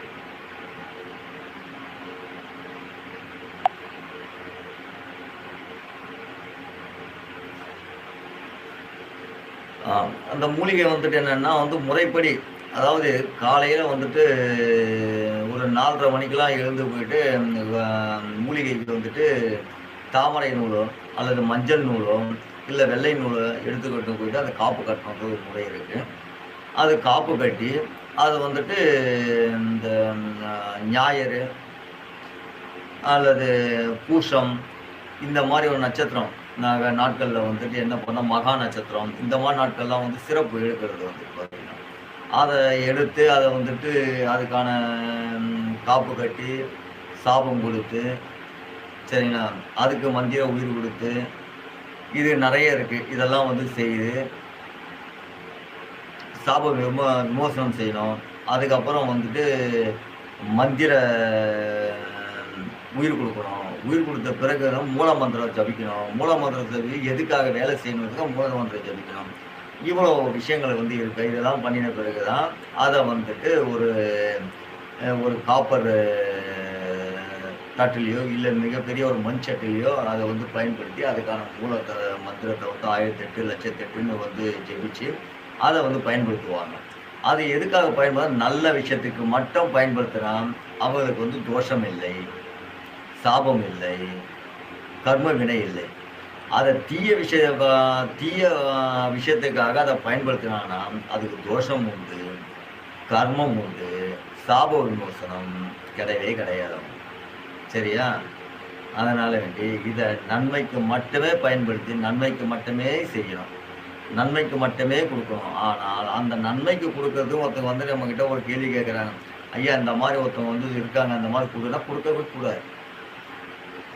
ஏன்னா, உங்ககிட்ட வாங்கிட்டு போய் அவன் தவறா பயன்படுத்துவான். அதனால யாரையும் நம்பி ஒரு மையோ, ஒரு மூலிகை சம்மந்தப்பட்ட ஒரு சாதனமோ எடுத்தோ குடுக்கக்கூடாது. ஏன்னா, அவங்க எதுக்காக பயன்படுத்துவாங்கன்னு நமக்கு தெரியாது. சரிங்களா? நமக்கு தெரிந்து 4 பேர் வந்து இந்த மாரி இருக்காங்க, சரியான ஒரு வழியில் இவங்களும் நல்வழி கொண்டு போகணும்னா, நீங்க அந்த வேலைய செய்யலாம். சரிங்களா? இந்த மூலிகை வந்துட்டு சாதாரண விஷயம் கிடையாது. இந்த மூலிகை வந்து சாபத்த குடுக்கக்கூடியது. சரியா? அந்த சாபத்த குடுத்ததுனால தான் நம்ம சாப விமோசனம் பண்ணணும். நம்ம சாப விமோசனம் பண்ணி, அதே சாபத்த வேலைய வந்து நம்ம செய்யக்கூடாது. சரியா? சுப கர்மங்கள் செய்யலாம். ஆனா பாவ கர்மங்கள் செய்யக்கூடாது. பாவ கர்மங்கள் செய்தா சாபம் விமோசனமே கிடையாது. சரியா? அதனால அத செய்யாதீங்க. சரியா? அத யாராவது புதுசா வந்து நான் தாந்திரீகத்துக்கு வரேன், நான் வந்து இந்த மாரி செய்ய போறேன், நான் வந்து படிச்சேன், அத வந்து இதே மாரி இருக்குன்னா, அதெல்லாம் கிடையவே கிடையாது. அதெல்லாம் படிச்சுட்டு சாபத்த வாங்கிக்காதீங்க. சரியா? இது ரொம்ப கவனமா இருங்க. அது இல்லாம இந்த மூலிகைகள் நெறைய இருக்கு. ஏன்னா நெறைய சில செயற்கைலாம் நெறைய சேர்க்க வேண்டியது இருக்கும். இந்த ஒரு மூலிகை மட்டும் வச்சு நம்ம பண்ண முடியுமான்னா வந்து, அதில ஒரு 4, 5 மூலிகை எடுத்து பண்ணலாம். இல்ல 7, 8 மூலிகை வந்து சேர்க்கலாம். அது எதுக்கெல்லாம் அது பயன் ஆகுமோ, அந்தந்த மூலிகை வந்து சேர்த்து அது செய்து பண்றாங்க. இன்னொரு விஷயம் என்னன்னு கேட்டீங்கன்னா, வந்து இப்ப வெள்ளருக்கு நம்ம இருக்கு இல்லைங்களா? இந்த வெள்ளருக்கு என்ன பண்ணுவாங்கன்னு கேட்டா, வடவேறு வெட்டி எடுத்து அதுக்கும் காப்பு கட்டுவாங்க. காப்பு கட்டி அதுக்கு அ ஒருத்தர் ஒரு விதமா செய்றாங்க. சரிங்களா? அவங்களோட வழிபாட்டு முறைய. ஏன்னா ஒருத்தரோட வழிபாட்டோட முறைப்படி தான் வந்துட்டு ஒருத்தர் செய்வாங்க. ஏன்னா ஒரு வழிபாடு ஒரு வழிபாடு செய்றாருன்னா, அவரு எந்த குருவ சார்ந்தவர் அப்படின்னு அவருக்கு தெரிஞ்சுக்கலாம். ஏன்னா இவர் இதே மாதிரி செய்யறாரு அப்படின்னா அந்த குரு சார்ந்தவர் தான் அந்த வழிபாடு செய்வார். அந்த அடிப்படையை நம்ம புரிஞ்சுக்கணும். எல்லாமே ஒரே மாதிரி செய்யறாங்கன்னா இது என்னன்னா ஒண்ணு யாராவது சொல்லி கொடுத்தா அந்த குரு சார்ந்தவங்க அந்த வகரால வரவங்க வந்து சொல்லி கொடுக்கறது அதை வந்து பயன்படியா செய்யறவங்க இருக்காங்க. ஒரு சிந்தனையாளர் வந்து வேற மாதிரி செய்வாங்க. அது வேற ஒரு குருவோட உபாசனை அது செய்யுது. சரி, அந்த காப்பு கட்டுற விஷயத்திலேயே பார்த்தீங்கன்னா வந்து நிறைய மாற்றங்கள் இருக்கு. இந்த சாப விமோசனம் செய்யறதுலயே வந்து பார்த்தீங்கன்னா நிறைய மாற்றங்கள் இருக்கு. அதுலயே ஒரே மாதிரி சாப விமோசனம் செய்யறது கிடையாது. வேற வேற மாதிரி சாப விமோசனம் செய்வாங்க. அப்போ இந்த நாம நல்லா தெரிஞ்சுக்கிட்டோம்னா இந்த குரு வந்து இந்த சாப விமோசனம் செய்யறாருன்னு கேட்டீங்கன்னா இதே மாதிரி இன்னொருத்தர் செய்யறேன்னா அதே உடைய குரூப் தான் வந்து அவங்க. ஒரு குரு கிட்ட தான் வந்து இவ்வளவு பேரை வந்து கத்துட்டு இருக்காங்க அப்படின்னு நம்ம புரிஞ்சுக்கலாம். சரிங்களா? இந்த மூலிகை வந்துட்டு அதுக்கும் பயனடையும், மருந்துக்கும் பயனடையும். சரிங்களா? இந்த மூலிகையை பொறுத்தவரையிலையும் சுபகர்மம் செய்யணுமே தவிர பாவகர்மம் செய்யவே கூடாது. சரிங்களா? சுபகர்மம் செய்யறதுனால வந்து நமக்கு வந்து கர்மம் கிடையாதுன்னா சுபகர்மம்ன்றது உண்டு. சரியா? அதுக்கும் உண்டு. ஆனா அது என்னன்னா இனிக்கும். பாவகர்மா எப்பவுமே கசக்கும், துன்பத்தை தான் கொடுக்கும்.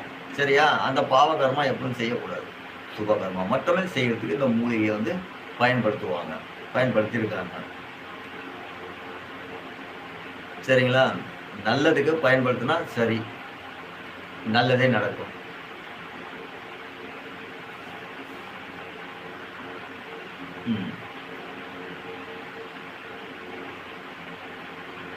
வேற எந்த கேள்வி இருக்கு? நிறைய பதிவு நான் வந்துட்டு எல்லா பதிவும் வந்து என்னால் பார்க்க முடியல. ஏன்னா ஒரு பதிவு போட்டிருக்கும் போது அடுத்தடுத்து பதிவு வரதுனால ஏன்னா அவங்களாம் ரொம்ப மனசு சங்கடப்படுவாங்க நினைக்கிறேன்.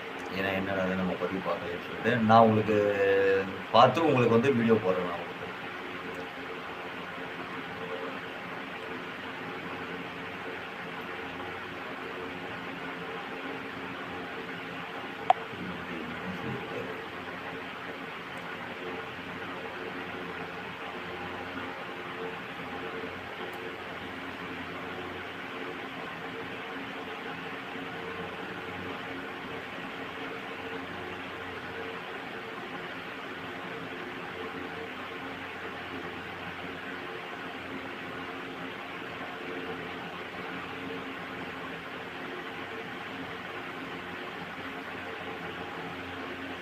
சரி பண்றேன்.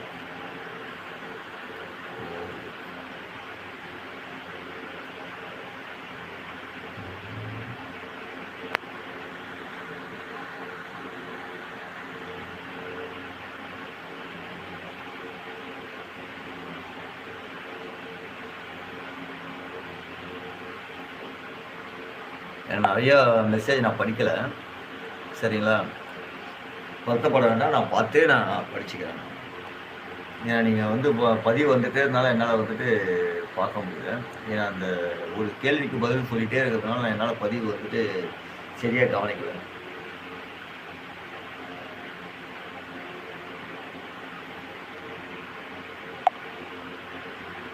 ஏன்னா நிறைய விஷயங்கள் வந்து மக்களை கொண்டு போய் சேர்க்கணும்.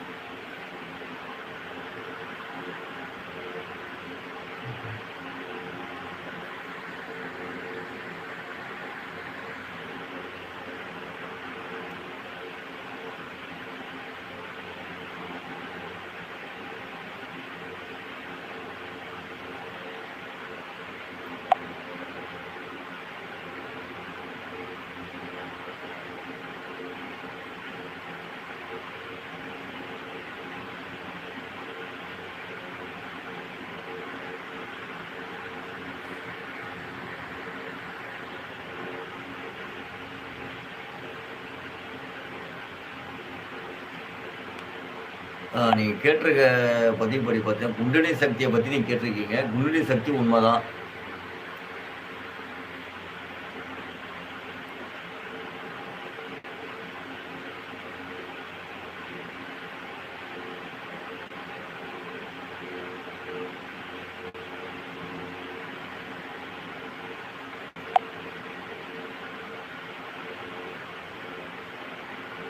ஏன்னா அந்த குண்டலினி சக்தியை பற்றி நீங்கள் தெரிஞ்சுக்கணும்னா நம்மோட சுக்லம் இருக்கு இல்லையா, அந்த சுக்லத்தை வந்து விழிப்புணர்வு செய்ய வைக்கணும். சரிங்களா? அப்போ என்ன பண்ணணும்னு கேட்டிங்கன்னா, நமக்கு வந்துட்டு இந்த ஆசைகள் அறவே வந்துட்டு குறைக்கணும். சரியா? பற்று கொஞ்சம் குறைக்கணும். பற்று இருக்கணும், எல்லாத்து மேலே பற்று இருக்கணும். அந்த பற்றை நமக்குள்ள கட்டுப்படுத்தி இருக்கணும். இந்த எல்லாமே நமக்குள்ள கட்டுப்படுத்தி இருந்தால் குண்டலினி சக்தி விழிப்படைய ஆரம்பிச்சிடும். சரியா? அந்த குண்டலினி சக்தி ஏழ ஆரம்பிச்சதுன்னா அது வந்துட்டு எந்த இடத்துக்கு வரும்னு கேட்டிங்கன்னா, அந்த சுக்லம்ன்றது என்ன ஆகும்னு கேட்டிங்கன்னா, நமக்கு நெற்றி புருவ மத்தியில் வந்து நிற்கும். ஏன்னா அது எப்படி வரும் அப்படின்னு கேட்டிங்கன்னா வந்துட்டு, நம்ம நேராக அப்படி மேலே பக்கம் வந்து நிற்காது. சரிங்களா? நமக்கு கபாலத்துக்கு நடுவில் வந்து ஒரு குறி இருக்கும். அதுக்கு நேராக வந்து அந்த இடத்துல நிற்கும். சரிங்களா? ஏன்னா அது உணர்ந்தவங்களுக்கு நல்லா தெரியும். ஏன்னா வந்து இதை ரொம்ப பேர் வந்து குண்டலினி சக்தி வந்து சர்வனே வருவோம், இதை மாதிரி இருக்கும் அந்த மாதிரி இருக்குன்றாங்க. குண்டலினி சக்தி வந்து ஏற்ற விதம் வந்து நம்ம முதல்ல என்னன்னு கேட்டிங்கன்னா, நம்ம அந்த பத்மாசனத்தில் உட்கார்ந்துருக்கும்போது நம்ம சிந்தனைகள் எல்லாமே வந்து ஒன்று சேர்ந்து இருக்கும்பொழுது பார்த்தீங்கன்னா வந்து அந்த குண்டலினி ஆகப்பட்டது விழிப்படைகிறது. அந்த வழியாக நாம் வந்து ஒரு கணம் கூட நம்ம சிந்தனை மாறாமல் இருக்கும். அப்போ தான் வந்து அந்த சுக்லம் என்ன பண்ணுன்னா விழிப்படைஞ்சு மேலே ஏறும். மேலே ஏறும்பொழுது அந்த தண்டு வழியாக சிறிது சிறிதாக ஒரு ஆறாக இருக்கக்கூடிய வழிகளெல்லாம் உடைச்சிக்கிட்டே வரும். ஆதாரங்கள் அத்தனையும் உடைச்சி வழி கொடுத்துக்கிட்டே வந்துட்டு நம்மளோட சுழை முனைக்கு வந்துட்டு நிற்கிறோம். புருவ மத்தியில் வந்து நிற்கும். அந்த புருவ மத்தியில் நிற்கும் போது என்னன்னு கேட்டிங்கன்னா வந்து சில பேருக்கு வந்துட்டு சுய சிந்தனைக்கு வந்தவங்களும் உண்டு, சுய நினைவு இல்லாமல் போனவங்களும் உண்டு, புத்தி பேதலிச்சு போனவங்களும் உண்டு. அது மாதிரி நிறைய பேர் இருக்காங்க, நிறைய பேர் அந்த மாதிரி ஆகியிருக்காங்க. நீங்கள் வந்து கவனிச்சுக்கலாம். நிறைய பேர் ஒன்று வந்து தியானத்தில் இருக்குன்னு சொல்லிட்டு அந்த தியானம் பண்ணும் பொழுது அந்த குண்டலினி சக்தி விழிப்புணர்வு அடையும். அப்படி அடையிறதுக்கான வழிகள் என்னன்னு கேட்டிங்கன்னா, முதல்ல வந்து நம்ம யோகா பயிற்சி செய்யணும். நம்ம குண்டலினி சக்தியை வந்து விழிப்படைய வைக்கணும், நம்ம கட்டுப்பாட்டுக்குள்ளே கொண்டு வரணும். நம்மளை மீறி நம்ம அந்த சக்தி வேலை செய்யக்கூடாது. ஏன்னா குண்டலினி சக்தி ஏறுறதுனாலுமே வந்து நிறைய பேருக்கு அது வந்துட்டு நன்மையானு கேட்டால் நிறைய ஆபத்துலேயும் முடிஞ்சிடும். அது ரொம்ப ரொம்ப முக்கியமாக பார்த்துக்கணும். குண்டலினி சக்தி இப்போ ஏறிட்டு இருக்கு, நாம் உட்காந்து ஏற்றிருக்கோம் அப்படின்னா தன் நிலை அறியாமல் குண்டலினி சக்தி ஏற்றவே கூடாது. நம்ம குண்டலினி சக்தி ஏற்றும் போது தன்னையும் நினைவுக்குள்ளே கொண்டு வரணும். அப்போ குண்டலினி சக்தி ஏற்றும் போது தன் நினைவுக்குள்ளே வருமானு கேட்டிங்கன்னா, வெறும் குண்டலினி சக்தி ஏற்றணும்னு உட்காந்தா தன்னை மறந்துடுவாங்க. தன்னை மறந்துட்டா இந்த குண்டலினி சக்தி கொண்டு போய் நிறுத்திச்சுன்னா எந்த சிந்தனையில் போனாலும் அந்த சிந்தனை தேடிக்கிட்டு போயிட்டே இருக்கும். சரிங்களா? அந்த மாதிரி போயிட்டே இருந்தால் திரும்ப வருவாங்களான்னு அவங்களுக்கு தெரியாது. சரிங்களா? அது கொண்டு போய் சேர்த்துட்டே இருக்கும். நீங்கள் என்ன தட்டினாலும் அவங்க எழுதுக்க மாட்டாங்க. ஏன்னா அந்த எங்கேயோ கொண்டு போய் எங்கேயோ தேடிட்டு இருப்பாங்க. ஆனால் குண்டலினி சக்தி ஏறிடும். ஆனால் தேடலானது அவங்களுக்கு கிடைக்காது. அந்த தேடல் தேடிக்கிட்டே இருப்பாங்க. புரியுதுங்களா? அந்த தேடல் நமக்கு தேடி வரணும் அப்படின்னு நம்ம என்ன பண்ணணும் அப்படின்னா, நம்ம யோகா பயிற்சி செய்யணும். இந்த யோகா பயிற்சி செய்யறதுனால பிராணாய பயிற்சி நம்ம பயிற்சி எடுத்துக்கணும். இந்த பிராணாய பயிற்சி தான் நம்மளை ஞாபகப்படுத்திக்கிட்டே இருக்க குண்டலினி சக்தி ஏற்ற பொழுது அது ரொம்ப முக்கியமாக வந்து. சரியா? நம்ம பிராணாய பயிற்சியை நம்ம செய்து அதை பழக்கப்படுத்திட்டோம்னா அதுக்கப்புறம் நாம் யோகா பயிற்சி. யோகா பயிற்சி எதுக்குன்னு கேட்டீங்கன்னா, நம்ம உடல் தன்மையை வந்து எக்காரணத்தை கொண்டும் நம்முடைய நிலையை மீறி செயல்படுத்தக்கூடாது. நம்ம சிந்தனைக்காக செயல்படுத்த வேண்டும் இந்த யோகா பயிற்சின்றது. சரிங்களா? பிராணாய பயிற்சி, யோகா பயிற்சி. சரிங்களா? இந்த யோகா பயிற்சி ரொம்ப முக்கியம். நம்மளோட உடலை வந்து தன்மைக்கு தகுந்த மாதிரி வச்சுருந்து இந்த பிராணாயம் வந்து நம்மளை நினைவூட்டிகிட்டே இருக்கும். அப்போ நினைவூட்டிகிட்டே இருக்கும்போது தியானமும் சேர்த்து செய்யணும். இந்த தியானமும் சேர்த்து செய்யும் பொழுது நமக்கு அந்த குண்டலினி சக்தி தன்னால் விழிப்படைஞ்சு ஏறி நம்மளோட மத்தியில் வந்து நிற்கும். சரிங்களா? புருவ மத்தியில் கொண்டு வந்து நிறுத்த முடியும். சரிங்களா? அது முழுக்க வேலை செய்யணும். நம்மளை சுற்றி அந்த ஒளிவட்டம் இருந்துகிட்டே இருக்கும், ஒரு பொலிவு இருந்துகிட்டே இருக்கும். சரிங்களா? அப்போது நாம் என்ன தேடுறோமோ அதை கொஞ்சம் கொஞ்சமாக தேடி அதுக்கான நிலையை நாம் அடைய முடியும். சரிங்களா? இந்த குண்டலினி சக்தின்ற தோது இதுதான். இந்த 6ஆம் ஆதாரம் சொல்லணும். இந்த குண்டலினி சக்தி ஏற்றிட்டோம்னாலும் அது ஆறாவது ஆதாரத்துக்கு நம்ம வந்துட்டோம்னு அர்த்தம். சரிங்களா? இந்த 7வது ஆதாரம்ன்றத வந்து வெட்ட வெளி. அதாவது நம்மள மீறி வெளியே இருக்கக்கூடியது. இந்த வெளியே இருக்கக்கூடியது உள்ளிருந்து அறியலாமான்னு அறியலாம். ஆனால் அந்த வெட்ட வெளியில வந்து நம்ம வந்து போய் அத தேடணும்னா, நம்மளோட இடத்த விட்டு அந்த வடு வந்து வெளியில போயிடும். சரிங்களா? அந்த ஆகாய மார்க்கத்துக்கு போயிடும். வெட்ட வெளியில போயிடும். சரிங்களா? இத எப்படின்னு கேட்டீங்கன்னா வந்து கடைசியா அத செய்யக்கூடிய 7ஆம் ஆதாரத்தோட முடிச்சுருவாங்க. இந்த 7ஆம் ஆதாரத்துக்கு போயிட்டு, அந்த நிலைய தெரிஞ்சு வெளியில போகாம வந்தவங்கள இருக்காங்க. காலத்துக்கு இருக்கலாம். அந்த குண்டலினி சக்தி ஏத்திட்டோம்னா, அதுக்கான வழிகள வந்து தெரிஞ்சுக்கிட்டே இருக்கும். சரிங்களா? இந்த உலகத்த நாம தெரிஞ்சுக்கிட்டே இருக்கலாம். இந்த உலகத்துல என்ன நடக்குதுன்னு புரிஞ்சுக்கிட்டே இருக்கலாம். இது வந்து 6வது ஆதாரம். இந்த 6வது ஆதாரம்ன்றது நம்மள சுத்தி இருக்கக்கூடியது, நம்மள சுத்தி இருக்கக்கூடிய மனிதர்கள தவிர்த்து, நம்ம சுத்தி இருக்கக்கூடிய அரசியல், நம்ம சுத்தி இருக்கக்கூடிய மக்கள், ஒரு என்ன நடக்கிறது அப்படின்றத வந்துட்டு ஆதாரத்த வந்து நாம தெரிஞ்சுக்கலாம். இதுதான் குண்டலினி சக்தியோட அற்புதம். சரிங்களா? இதுதான். இந்த 7ஆம் ஆதாரம்ன்றது வந்து வெட்ட வெளி. சரிங்களா? அந்த ஆதாரத்துக்கு வந்து போயிட்டு திரும்ப வந்திருக்காங்களான்னு கேட்டீங்கன்னா வந்து கேள்விதான். இந்த 6 ஆதாரம் தெரிஞ்சாலுமே உலகத்த நாம தெரிஞ்சுக்கலாம். உலகத்துல நடக்கக்கூடிய அத்தனையோட சிந்தனைய நமக்குள்ள வந்துரும்.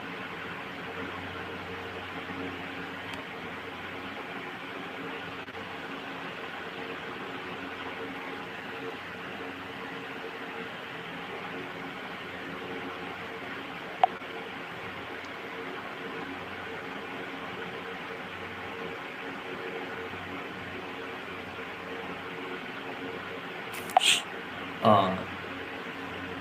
சொல்லுங்க.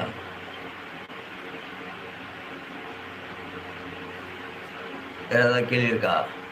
இந்த குண்டலினிய பத்தி கேட்டீங்க. குண்டலினில வேற ஏதாவது சந்தேகம் உங்களுக்கு இருக்கா?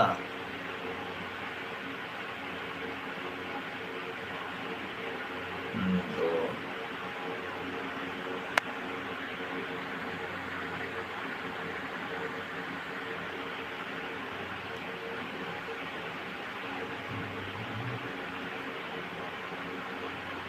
ஏன்னா ரொம்ப அந்த குண்டலினி ஏத்தும்போது ரொம்ப ரொம்ப கவனமா நீங்க ஏத்தணும். ஏன்னா வந்து ஒரு பயிற்சியாளரோ, ஒரு உங்களோட குரு இல்லாத வந்து நீங்க வந்து தனிப்பட்ட முறையா குண்டலினி ஏத்தக்கூடாது. ஏன்னா உங்களோட குரு இருந்தாருன்னும்போது உங்களோட நிலைய வந்து அவர் அத தெரிஞ்சுப்பாரு.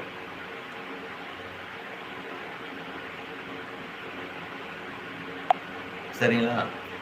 உங்களோட குரு இருந்தாருன்னா, நீங்க ஒரு குருவ வச்சுட்டு இந்த இந்த யோக நிலைய பத்தின குரு, இந்த குண்டலினி சக்தி பத்தின விஷயங்கள தெரிஞ்ச குருவ வச்சுட்டு நீங்க எந்த ஒரு வழியில இருந்தாலும் நீங்க வந்து குண்டலினி சக்தி ஏத்த முயற்சி செய்யலாம். ஆனா வந்து அவருக்கு அந்த குண்டலினி சக்திய பத்தி தெரிஞ்சிருக்கும். ஏன்னா நீங்க குண்டலினி சக்தி நீங்க ஏத்திட்டு இருக்கும் பொழுது, அவர் என்ன நினைப்பாருன்னு கேட்டீங்கன்னா, வந்து உங்களோட அசைவ கண்டே இந்த குண்டலினி வந்து விழிப்படைஞ்சு ஏறிட்டு இருக்கு. இப்ப நாம அந்த இடத்துல வந்து அவங்க வந்து எந்த நிலைக்கு போயிருக்காங்கன்றது வந்து அந்த குருவுக்கு தெரியும். சரிங்களா? அந்த குரு வந்து உங்களோட அசைவ பார்த்து அவர் உங்க கவனத்துக்கு கொண்டு வந்துருவாரு. ரொம்ப கவனமாகணும். குண்டலினி சக்தி சாதாரணது கிடையாது. குண்டலினி சக்தி ஏத்தவங்களுக்கு ரொம்ப விழிப்புணர்வா இருக்கணும். இந்த குண்டலினி சக்தியை பற்றி தெரிந்த குரு ஆசான் இடத்தில் மட்டுமே நீங்க பயிற்சி எடுக்கணும். சரிங்களா? அப்படி பயிற்சி எடுக்கும்போது அந்த குருக்கு மட்டும்தான் தெரியும் உங்களோட சக்தி எந்த அளவுக்கு கொண்டு போயிட்டு இருக்கு. உங்களோட நினைவு நாடிகளை கவனிச்சுட்டே இருப்பாரு. உங்களோட நாடிகளை கவனிச்சுட்டே இருக்கும்போது தெரியும் நீங்க குண்டலினி சக்தி அடைஞ்சிருக்கீங்க. இந்த குண்டலினி சக்தி எந்த அளவுக்கு போயிருக்கு, எந்த அளவுக்கு நீங்க சிந்தனைக்குள்ள வந்திருக்கீங்கன்னு அந்த குருவுக்கு தெரியும். அந்த குரு திரும்ப உங்களை கொண்டு வந்துருவாரு உங்களோட இருக்கக்கூடிய சிந்தனைக்கு. இந்த குண்டலினி சக்தி ஏத்த முற்படாதீங்க. சரிங்களா?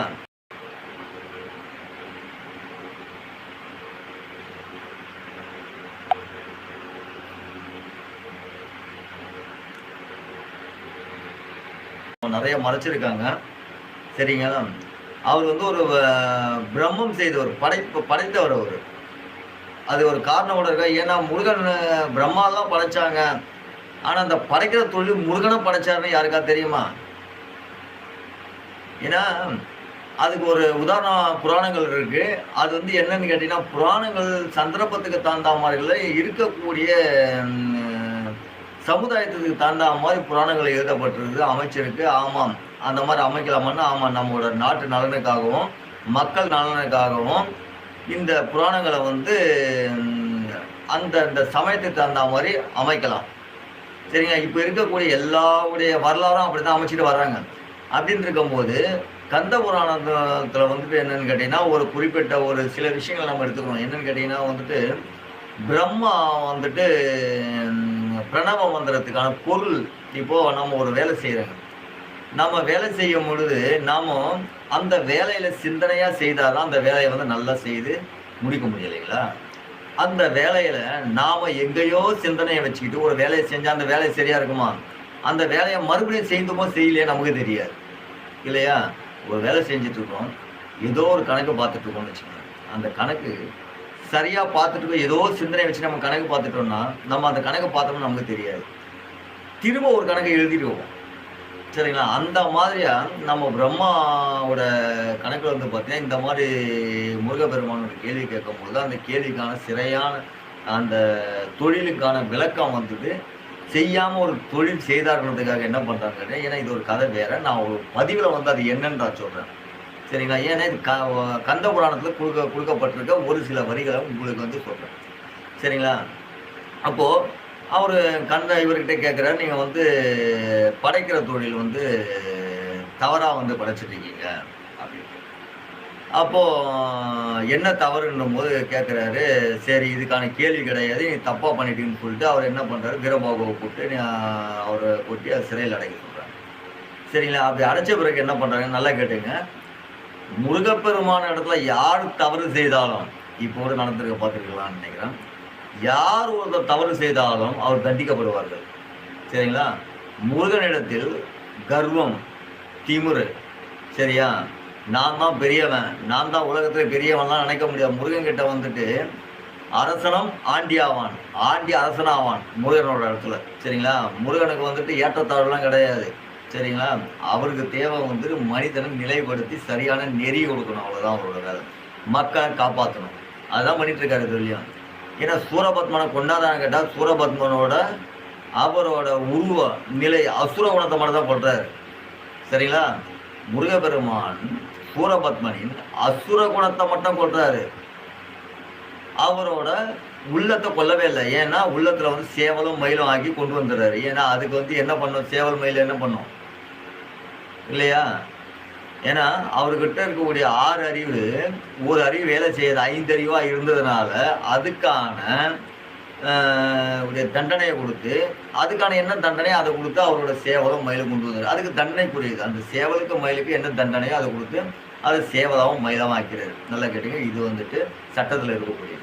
ஏன்னா ஒரு மனிதன் தவறு செய்தால் அந்த மனிதனுக்கு என்ன தவறு செய்தானோ அதுக்கான தண்டனையை கொடுத்து அதுக்கான வழியை வந்து கொடுத்தவர் தான் முருக கடவுள். அவர் என்ன பண்ணுறாருன்னா, சூரபத்மனை வந்துட்டு அவரோட பூரணை மட்டுமே அழிக்கிறாரு. ஆனால் அவர் உள்ளே இருக்கக்கூடிய உள்ளம் கருணையை அவர் அழிக்கவே இல்லை. ஏன்னா அதுக்கு அழிக்கக்கூடிய எந்த ஒரு இதுவும் யாருக்குமே கிடையாது. அப்போ என்ன பண்ணுறாருன்னா, சேவலாகவும் மயிலாகவும் மாற்றி இவருக்கு தன்னோட கட்டுப்பாட்டுகளை கொண்டு வர. ஏன்னா இவர் தான் அந்த தண்டனை கொடுக்கும், ஏன்னா இவர் தான் அது வந்துக்கான வழியை கொடுக்கணும். அப்போ அவர் கொண்டு வந்து அவருக்கு அருகாமையில் வச்சுக்கிறார். சரிங்களா? இதுதான் இவரோட முருகப்பெருமானின் வந்து ஒரு குணம். இது எதுக்கு நான் சொல்ல வரேன்னு கேட்டீங்கன்னா, இவர் படைக்கும் தொழில் செய்தாரான்னு கேட்டீங்கன்னா, ஆமாம் செய்தார். பிரம்மாவை சிறையில் அடைச்சிட்டு பிறகு வந்துட்டு இவர் என்ன பண்ணுறாருன்னு கேட்டால், இருக்கக்கூடிய மக்களை இருக்கக்கூடிய அத்தனையும் வந்துட்டு படைக்கிறார் அப்படின்னு தான் வந்து கந்த புராணத்தில் இருக்கக்கூடிய சொல். இது தமிழோட வரலாற்றில் என்னன்னு கேட்டீங்கன்னா, தமிழோட வரலாற்றில் வந்து இந்த காய், திணை, நெல், பழத்துக்கான விதைகள் எல்லாம் யாருக்கு படைக்கிறனா முருகப்பெருமான் தான் கொண்டு வந்து கொடுக்குறாரு. அகத்திய பெருமான் வாங்கி என்ன பண்ணுறாரு, உலகம் முழுக்க கொண்டு போகிறாரு. சரிங்களா? இதுதான் இன்னைக்கு என்னன்னு கேட்டீங்கன்னா வந்து விதை எப்படி கண்டுபிடிச்சானா முருகன் காலத்துல தான் விதையை வருது. முருகன் காலத்துல தான் ஆராய்ச்சி செய்யறாங்க. ஏன்னா இதுக்கு விளக்கம் என்னன்னு கேட்டீங்கன்னா, நான் நிறைய சுருக்கமாக சொல்கிறேன். ஏன்னா கதையாக சொல்லணும், ஒரு வீடியோ போடணும், வீடியோ தனித்தனியாக போடணும், நிறைய வீடியோ போடணும். ஏன்னா அவருக்கு நிறைய வரலாறு இருக்குது. ஏன்னா அந்த வரலாற்றை அவங்க நிறைய சுருக்கிட்டாங்க. 16 காண்டம் காணும், எங்கே போயிருக்குன்னே தெரியல. அந்த முருகனோட வரலாற்றில் 16 காண்டம் எங்கே போயிருக்குன்னு தெரியல. சரிங்களா? அந்த வரலாற்றை எங்கே இருக்குது, எங்கேயாவது இருக்காங்க இல்லை மறைச்சி வச்சுருக்காங்க அந்த வரலாறு. இல்ல வந்துட்டு கடல் வந்துட்டு தோன்றதுக்கு முன்னாடி அத வந்து அந்த நகரத்திலேயே வந்து அது இருக்கா? அதுவும் தெரியாது. ஏன்னா வந்துட்டு திருச்செந்தூர்ல இருக்கக்கூடிய கடல் வந்து அது ஒரு நகரம். சரிங்களா? நாம திருச்செந்தூர் வந்து ஒரு மலை பிரதேசம் தான். சரியா? நாம வந்து மேட்டுப்பாளையத்துல தான் இருக்கோம் திருச்செந்தூர். அதுக்கு கீழ பார்த்தீங்கன்னா வந்துட்டு ஃபுல்லா கடல். இனி இருக்கக்கூடியது கடலா அதுக்கு முன்னாடி நகரமா இருந்தது.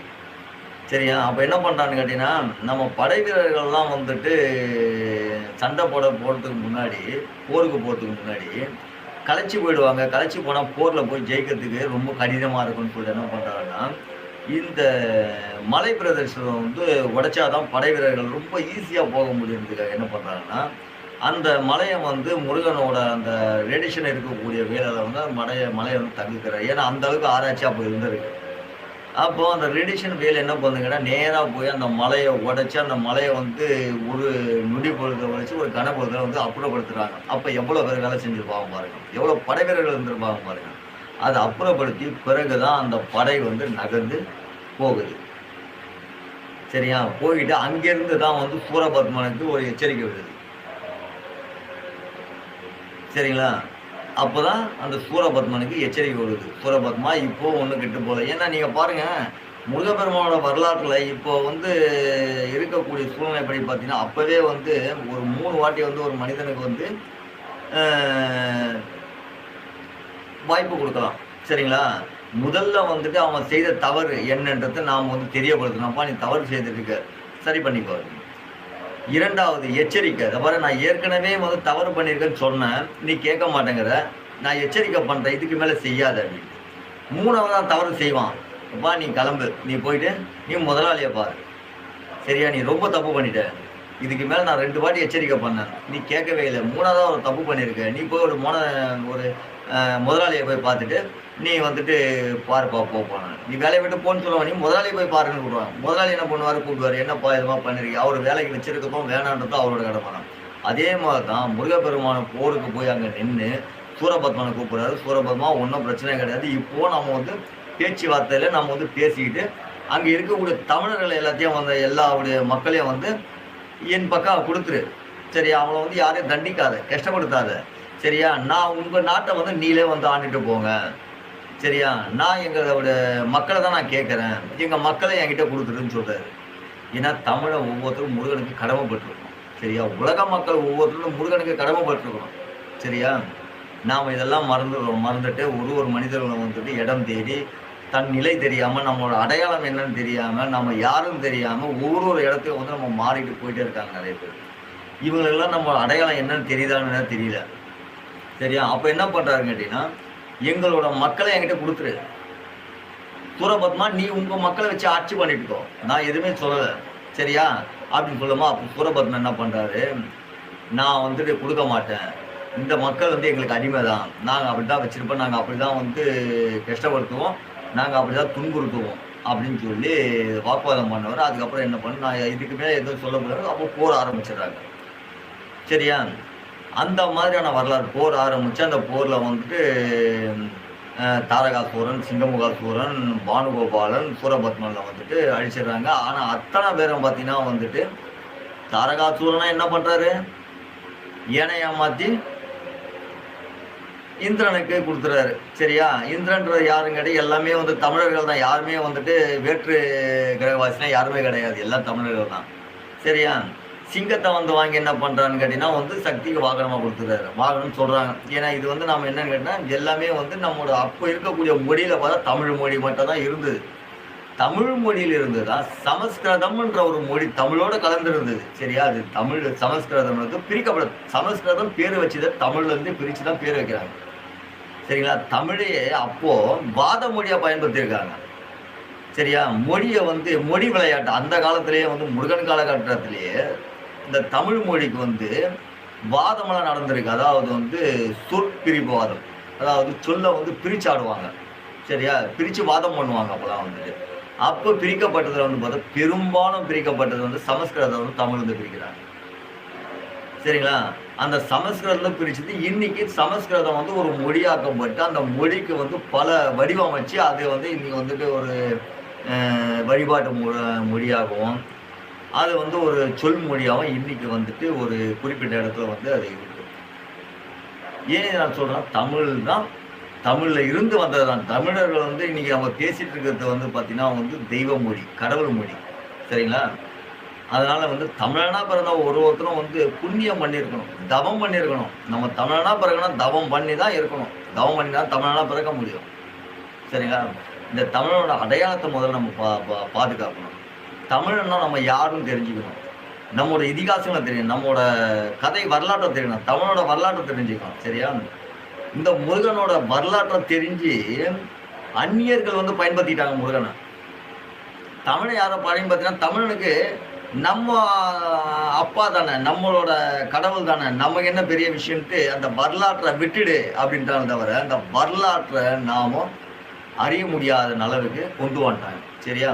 இந்த தமிழ் என்ன, இந்த முருகனை என்ன பண்றாங்கன்னா, அண்டை நாட்டை உள்ளவங்க வந்து தன் கடவுளை அந்த சக்தியை உணர்ந்தாங்க. அந்த ஒரு ஆக்கப்பூர்வமான சக்தியை வந்து உணர்ந்ததுனால அவங்க சொந்தமாக்கிட்டே போயிருக்காங்க. தமிழெல்லாம் என்ன பண்ணிருக்கான், மாறிட்டு போயிட்டு இருக்கான். தம்ம அடையாளத்தை விட்டுட்டு வேற அடையாளத்துக்கு போயிட்டு இருக்கான். சரியா? இன்னைக்கு அடையாளம் போச்சுன்னா என்ன, ஒரு இடத்துல ஒரு அடையாளத்தை மாத்திட்டு போறான். அவர் என்ன அடையாளம்னா என்ன அடையாளம்னு சொல்லுவார். தமிழ்னு ஒரு அடையாளம் இருக்கு. சரியா? எவ்வளவு மிக பெரிய அடையாளம், எவ்வளவு தொன்மையான அடையாளம் தமிழோட அடையாளம்.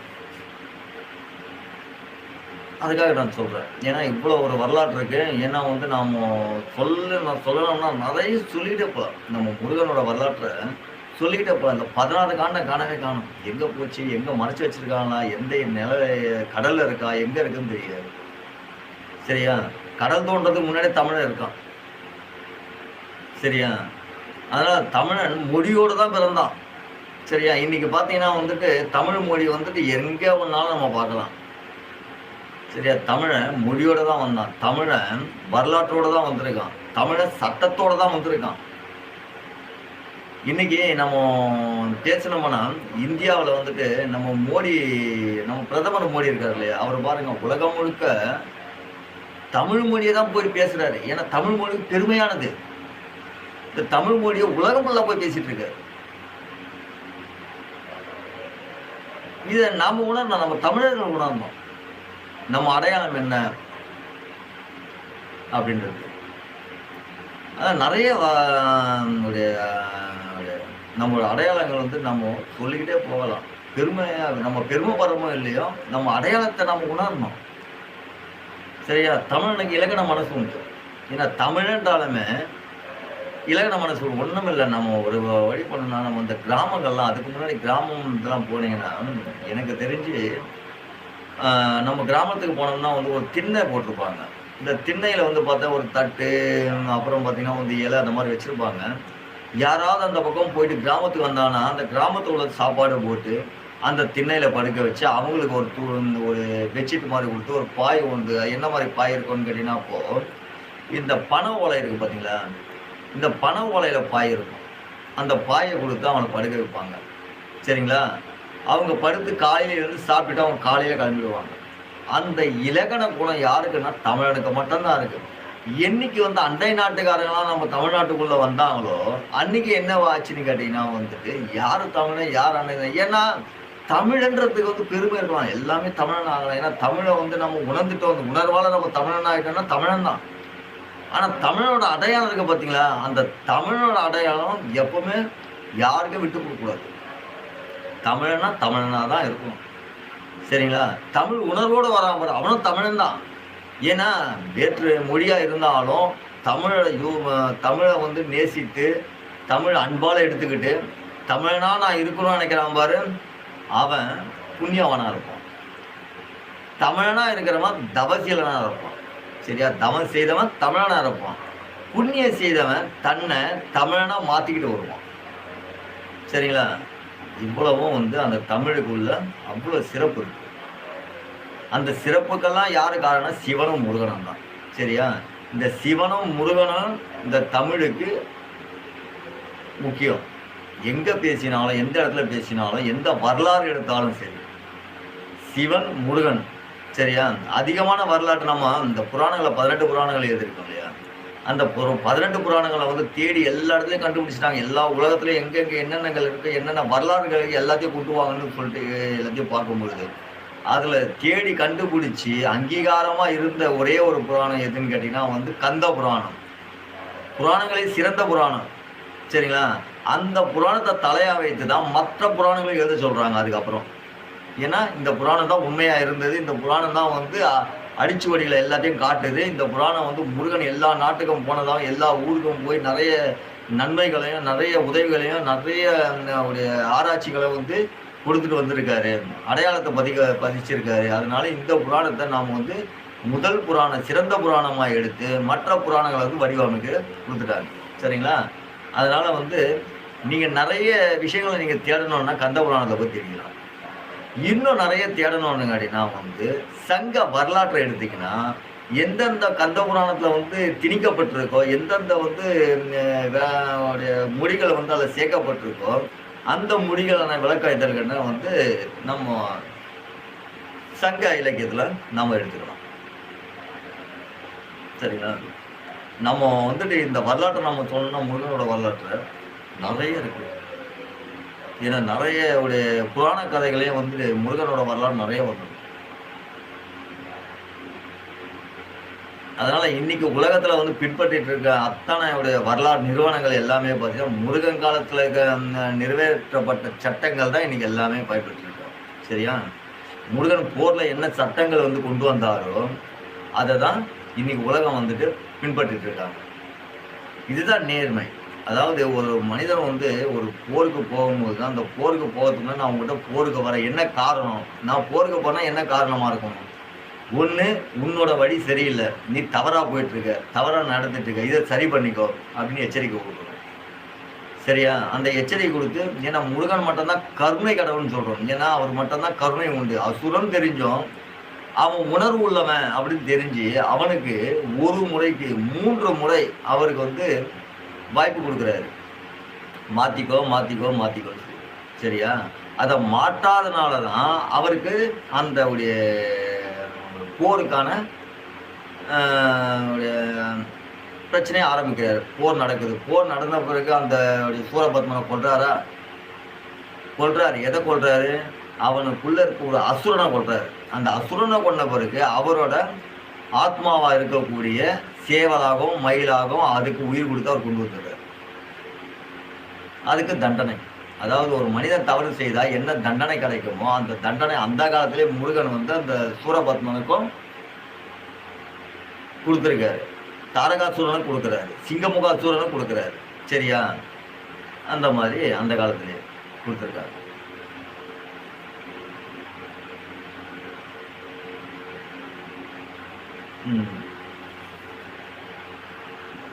ஏன்னா நேரமாகிட்டே இருக்கு.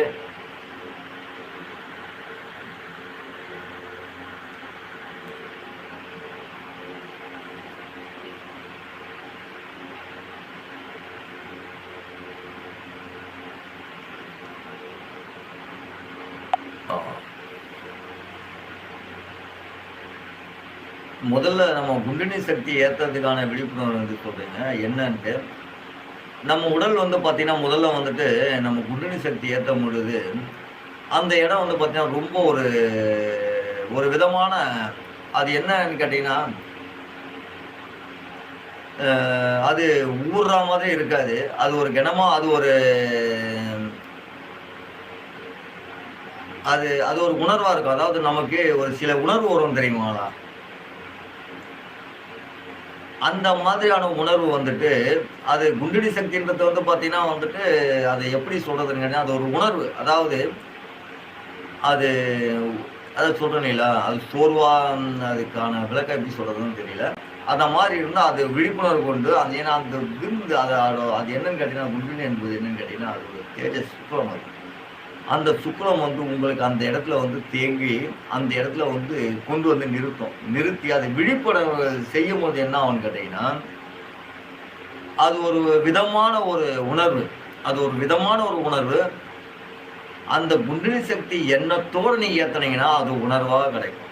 அந்த குண்டலினி சக்தியானது தவறான சிந்தனையில ஏற்றினோம்னா அது மிகப்பெரிய வலியா இருக்கும்.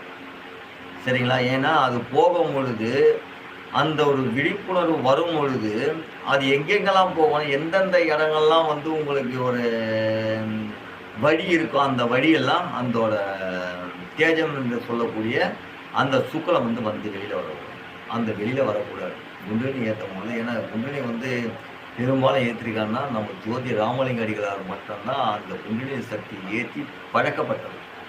அந்த குண்டலினி சக்தியில் வந்து 5 பூதங்களை வந்து தனித்தனியாக வந்து சோதிச்சவர்.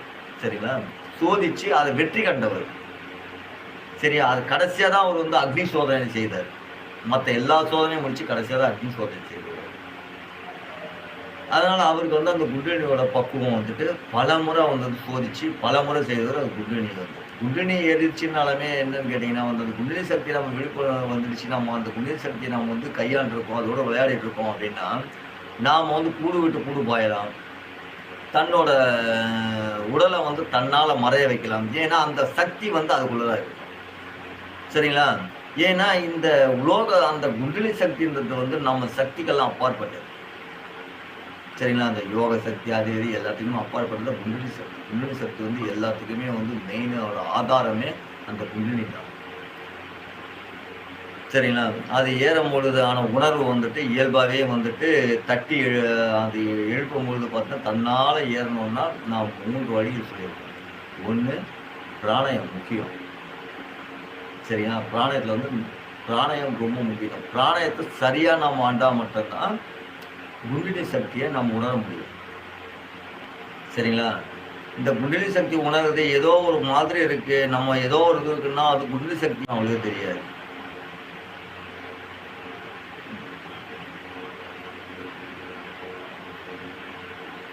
நேரம் ஆயிடுச்சு. சரிங்களா? அதான் நீங்கள் குண்டலினி சக்தியை வந்துட்டு ஏற்றிருக்கீங்கன்னா அந்த குண்டலினி சக்தி ஏற்றும் பொழுது அது நம்ம உடல் ரீதியான என்ன செய்யுதுன்னு நமக்கு தெரியாது. சரியா? சில மாற்றங்களை வந்து அது கொடுக்கும். அப்போ அந்த மாற்றங்கள் வந்துட்டு அது என்ன மாதிரி கொடுக்கும் அந்த உணர்வு. அதாவது அந்த குண்டலினி சக்தி ஏற்றும் போது நிறைய பேர் வேதனைச்சு போயிருக்காங்க, தன் நிலை மாறி போயிருக்காங்க. சரியா? சுயநினைவே இல்லாமல் போயிருக்காங்க. அதனால் அந்த குண்டலினி சக்தி ஏற்றது வந்து ரொம்ப ரொம்ப தவம் பண்ணியிருக்கணும், அதுக்கான பயிற்சி எடுக்கணும். அந்த பயிற்சி எடுத்தும் தன்னோட குருவோட ஆசானம் இல்லாத அந்த பயிற்சியை யாரும் செய்யக்கூடாது. சரி? அந்த சுக்லமானது விழிப்புணர்வு ஆயிடுச்சு அப்படின்னும் பொழுது அது ஒரு மனிதனை எந்த நிலைமைக்கு ஒரு நாள் கொண்டு போகும். ரொம்ப கவனமாக இருக்கணும். அந்த மாதிரி பயிற்சி நீங்கள் எடுக்கணும் அப்படின்னு நினச்சிங்கன்னா வந்து நல்ல ஒரு ஆசான், அந்த குண்டலினி சம்மந்தப்பட்ட ஆசான் மட்டும்தான் அதை வந்து அந்த பயிற்சி வேணும். ஏன்னா அதோட நாடி நிரம்பு முதல் கொண்டு சிந்தனை முதல் கொண்டு அவரோட கவனம் வந்து உங்களோட எண்ணத்துலேயே இருக்கும். உங்களோட எண்ணத்தை கவனிச்சுட்டே இருப்பார். எங்கே ஏறுது, என்ன மாதிரி பண்ணுது, எந்த நிலைக்கு போயிருக்காரு, எங்கே போயிருக்கா, எந்த அளவுக்கு போயிருக்கா, எங்கெங்கெல்லாம் போயிருக்கு அவரோட எண்ணங்கள் இருந்தது என்னன்னு கேட்டிங்கன்னா அந்த சிந்தனை அந்த அசைவை கொண்டு அவர் என்ன பண்ணுவார், திரும்ப அந்த குண்டலினி சக்தியை இருந்த இடத்துக்கு கொண்டு வந்துடுவார். சரிங்களா? ஏன்னா அந்த மாதிரி ஆசானை வச்சு தான் நீங்கள் குண்டலினி சக்தி பயன்படுத்த முடியும். அதனால் அந்த குண்டலினி சக்தி உங்களோட உணர்வு என்னவா இருக்கோ அது தன்மைக்கு ஏற்பதான் அந்த குண்டலினி சக்தி உங்களோட உணர்வு வந்து காட்டும். சரியா? அந்த குண்டலினி சக்தி எந்த மாதிரி ஒன்றாலும் நிலையை காட்டும், உணர்வுக்கு தகுந்த மாதிரி. சரியா? அதனால உணர்வை பார்த்துக்கணும். ஏன்னா ஆசைகள் இருக்கக்கூடாது. குண்டலினி சக்தி நம்ம ஏற்றணும்னா எந்த ஆசையும் இருக்கக்கூடாது, சுவை இருக்கக்கூடாது. இந்த சுவையை நாம் இந்த சுவைன்னு தெரியணுமே தவிர இந்த சுவையை நாம் உணரக்கூடாது. அந்த நாவில் அந்த சுவை வந்துட்டு இந்த சுவை தான் அப்படின்னு ஆனால் தெரியணும். சுவை தெரியாமல் இருக்கக்கூடாது, சுவை தெரியணும். ஆனால் அந்த சுவைக்கு நாம் அடிமையாக இருக்கக்கூடாது. சரிங்களா? இதெல்லாம் இல்லைன்னா அந்த குண்டலினி சக்தி அழகாக ஏற்றணும், நல்லா ஏற்றணும். ஆனால் அந்த சுவை தெரிஞ்சதுன்னா அந்த குண்டலினி சக்தி ஏற்றும் பொழுது அதற்கான உணர்வை யாரையும் தாங்க முடியாது. அந்த உணர்வு தாங்க முடியாமல் நிறைய பேர் வேதனைச்சு போயிருக்காங்க, புத்திமாயிரு போயிருக்காங்க. போனவங்க திரும்பி வந்திருக்காங்களான்னு கேட்டிங்கன்னா திரும்ப தன் நிலைக்கு வர முடியாமல் அந்த இடத்துல லாக் ஆனவங்களாம் உண்டு. அதனால் குண்டலினி சக்தி ஏற்றும்போது ரொம்ப ரொம்ப கவனமாக குருவோட ஆசானோட குரு கவனத்தோட அதை வந்து ஏற்றணும். சரிங்களா?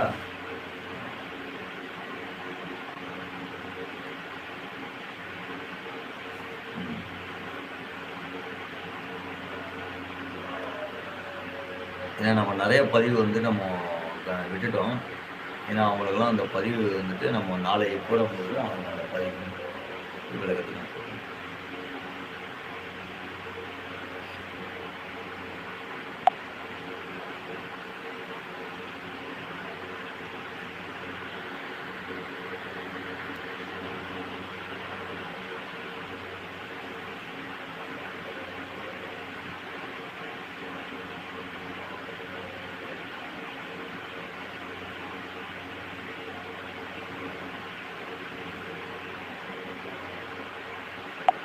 முருகனுக்கு மந்திரங்கள் நிறைய இருக்கு. ஏன்னா, நாம என்ன வகையில நம்ம மந்திரம் சொன்னாலும் முருகனுக்கு ஏறும். ஏன்னா வந்து அ என்னென்ன மந்திரம்னு கேட்டீங்கன்னா வந்து, சர்வ மந்திரங்கள் இருக்கு. வசியம் இருக்கு. சரியா? வசியம் இருக்கு, மோகனம் இருக்கு, ஆக்ரோஷனம் இருக்கு, ஸ்தம்பனம் இருக்கு, உச்சாரணம் இருக்கு, மாரணம் இருக்கு. அது மாதிரி 8 சித்துக்கள் நெறைய முருகனுக்கு மந்திரங்கள் வந்து நெறைய இருக்கு. அது என்ன மந்திரங்கள் நாம எடுத்தாலும், நாம முதல்ல நம்மள சுத்தப்படுத்திக்கணும். முருகனுக்கு மந்திரம் சொல்லி நாம வந்துட்டு பயன்படுத்த நம்மள முதல்ல சுத்தப்படுத்திக்கணும். நம்மோட மனசு சுத்தமா இருக்கும். முருகன மந்திரம் இல்லாம நம்ம வழிபடணும்னா, முருகனோட அருள் கிடைச்சிடும். ஏன்னா, முருகனுக்கு வந்துட்டு உயர்ந்தவன், தாழ்ந்தவன்லாம் கிடையவே கிடையாது. சரியா? இவன் உயர்ந்தவன், இவன் தாழ்ந்தவன் அப்படிலாம் கிடையாது.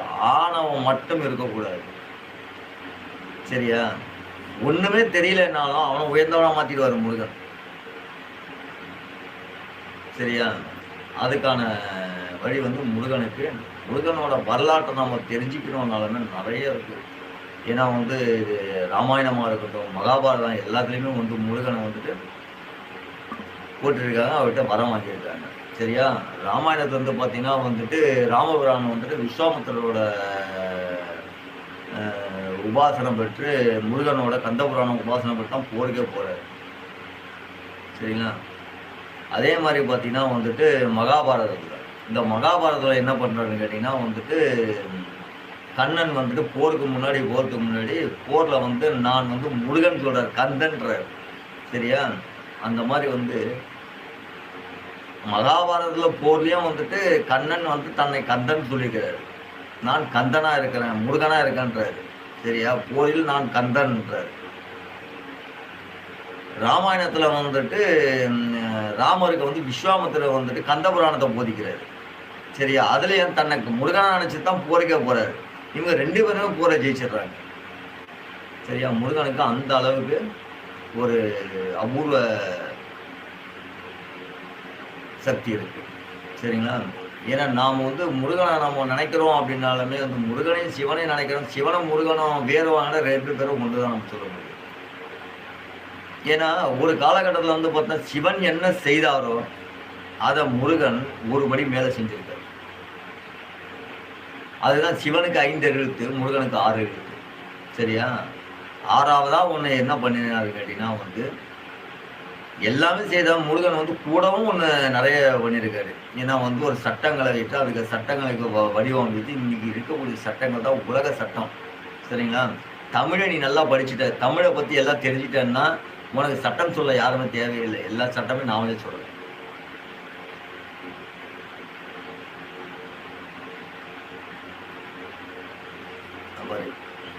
அதனால முருகனுக்கு மந்திரம் வந்துட்டு நிறைய இருக்கு. ஏன்னா ஓம் முருகான்னு சொன்னாலே அது மந்திரம் தான். ஓம் சரவண பவான்னு சொன்னாலே மந்திரம் தான். அந்த மந்திரத்துக்கு மாலா மந்திரம், சரிங்களா, விஜய மந்திரம் அப்படின்னு மந்திரங்கள் நிறைய இருக்கு. அந்த மந்திரங்கள் என்னன்னு கேட்டீங்கன்னா வசியம், ஸ்தம்பனம், ஆக்ரோஷனம், உச்சாரணம், வித்வேசனம், மாரணம் அப்படி நிறைய மந்திரங்கள். வசிய மந்திரமும் நிறைய இருக்கு. இப்போ முருகன்கிட்ட ஒரு குறை இருக்கு அப்படின்னு ஒரு குறையை சொன்னாலுமே அதை பலன் அடைஞ்சவன் நிறைய பேர் இருக்காங்க. சரிங்களா? எல்லாமே பலன் அடைஞ்சவங்க. முருகன்கிட்ட பலன் அடையாத நம்ம யாருமே கிடையாது. முருகன்கிட்ட போயிட்டு நின்று முருகா இந்த மாதிரி முருகா எனக்கு ஏதாவது செய் அப்படின்னு சொன்னாலுமே அதை பலன் அடையாத மனிதர்களே கிடையாது. எல்லா மனிதர்களும் பலன் அடைஞ்சாங்க. அந்த அளவுக்கு முருகன் வந்து எல்லாருக்குமான கடவுள் அவர். அதனால மந்திரங்கள் வந்து முருகனுக்கு இருக்கு. என்ன மாதிரி மந்திரங்கள் என்றதை நீங்க வந்துட்டு நீ இல்லை நான் மந்திரம் வந்து அவங்க சொல்லி முருகனை வழிபடணும் அப்படின்னா நீ வழிபடுங்க. முருகனை மந்திரம் இல்லாமே வழிபடலாம். அதுக்கும் உண்டு. முருகனை மந்திரம் சொல்லி நான் வழிபடணும்னா நீங்க அந்த இடத்துக்கு வரீங்க. நல்ல ஒரு ஆசானா மாற முடியும். சரியா? 4 பேருக்கு நன்மையை செய்யணும் அப்படின்னா நீங்க அந்த மந்திரத்தை ஜெபிக்கலாம். அவரோட அருள் கிடைக்கும். அவர் அருள் மட்டுமல்ல, நீ அந்த முருகனோட மந்திரத்தை நீ ஜபிக்க ஆரம்பிச்சாலுமே சர்வ கிரகங்களோட அருளும் கிடைச்சிடும், சர்வ தேவதைகளோட அருளும் கிடைச்சிடும். சரிங்களா? அந்த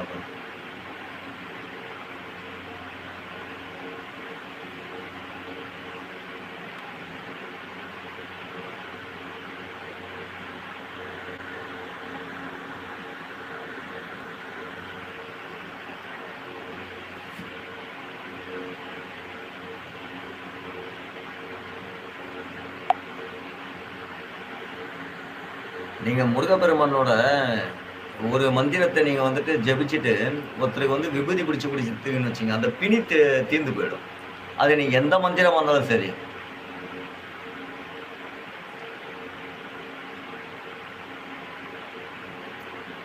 ஆ நீங்க சொன்னது என்னன்னா, அதாவது பிராணாய பயிற்சி. சரியா? அத நான் உங்களுக்கு ஒரு வீடியோல போடுறேன்.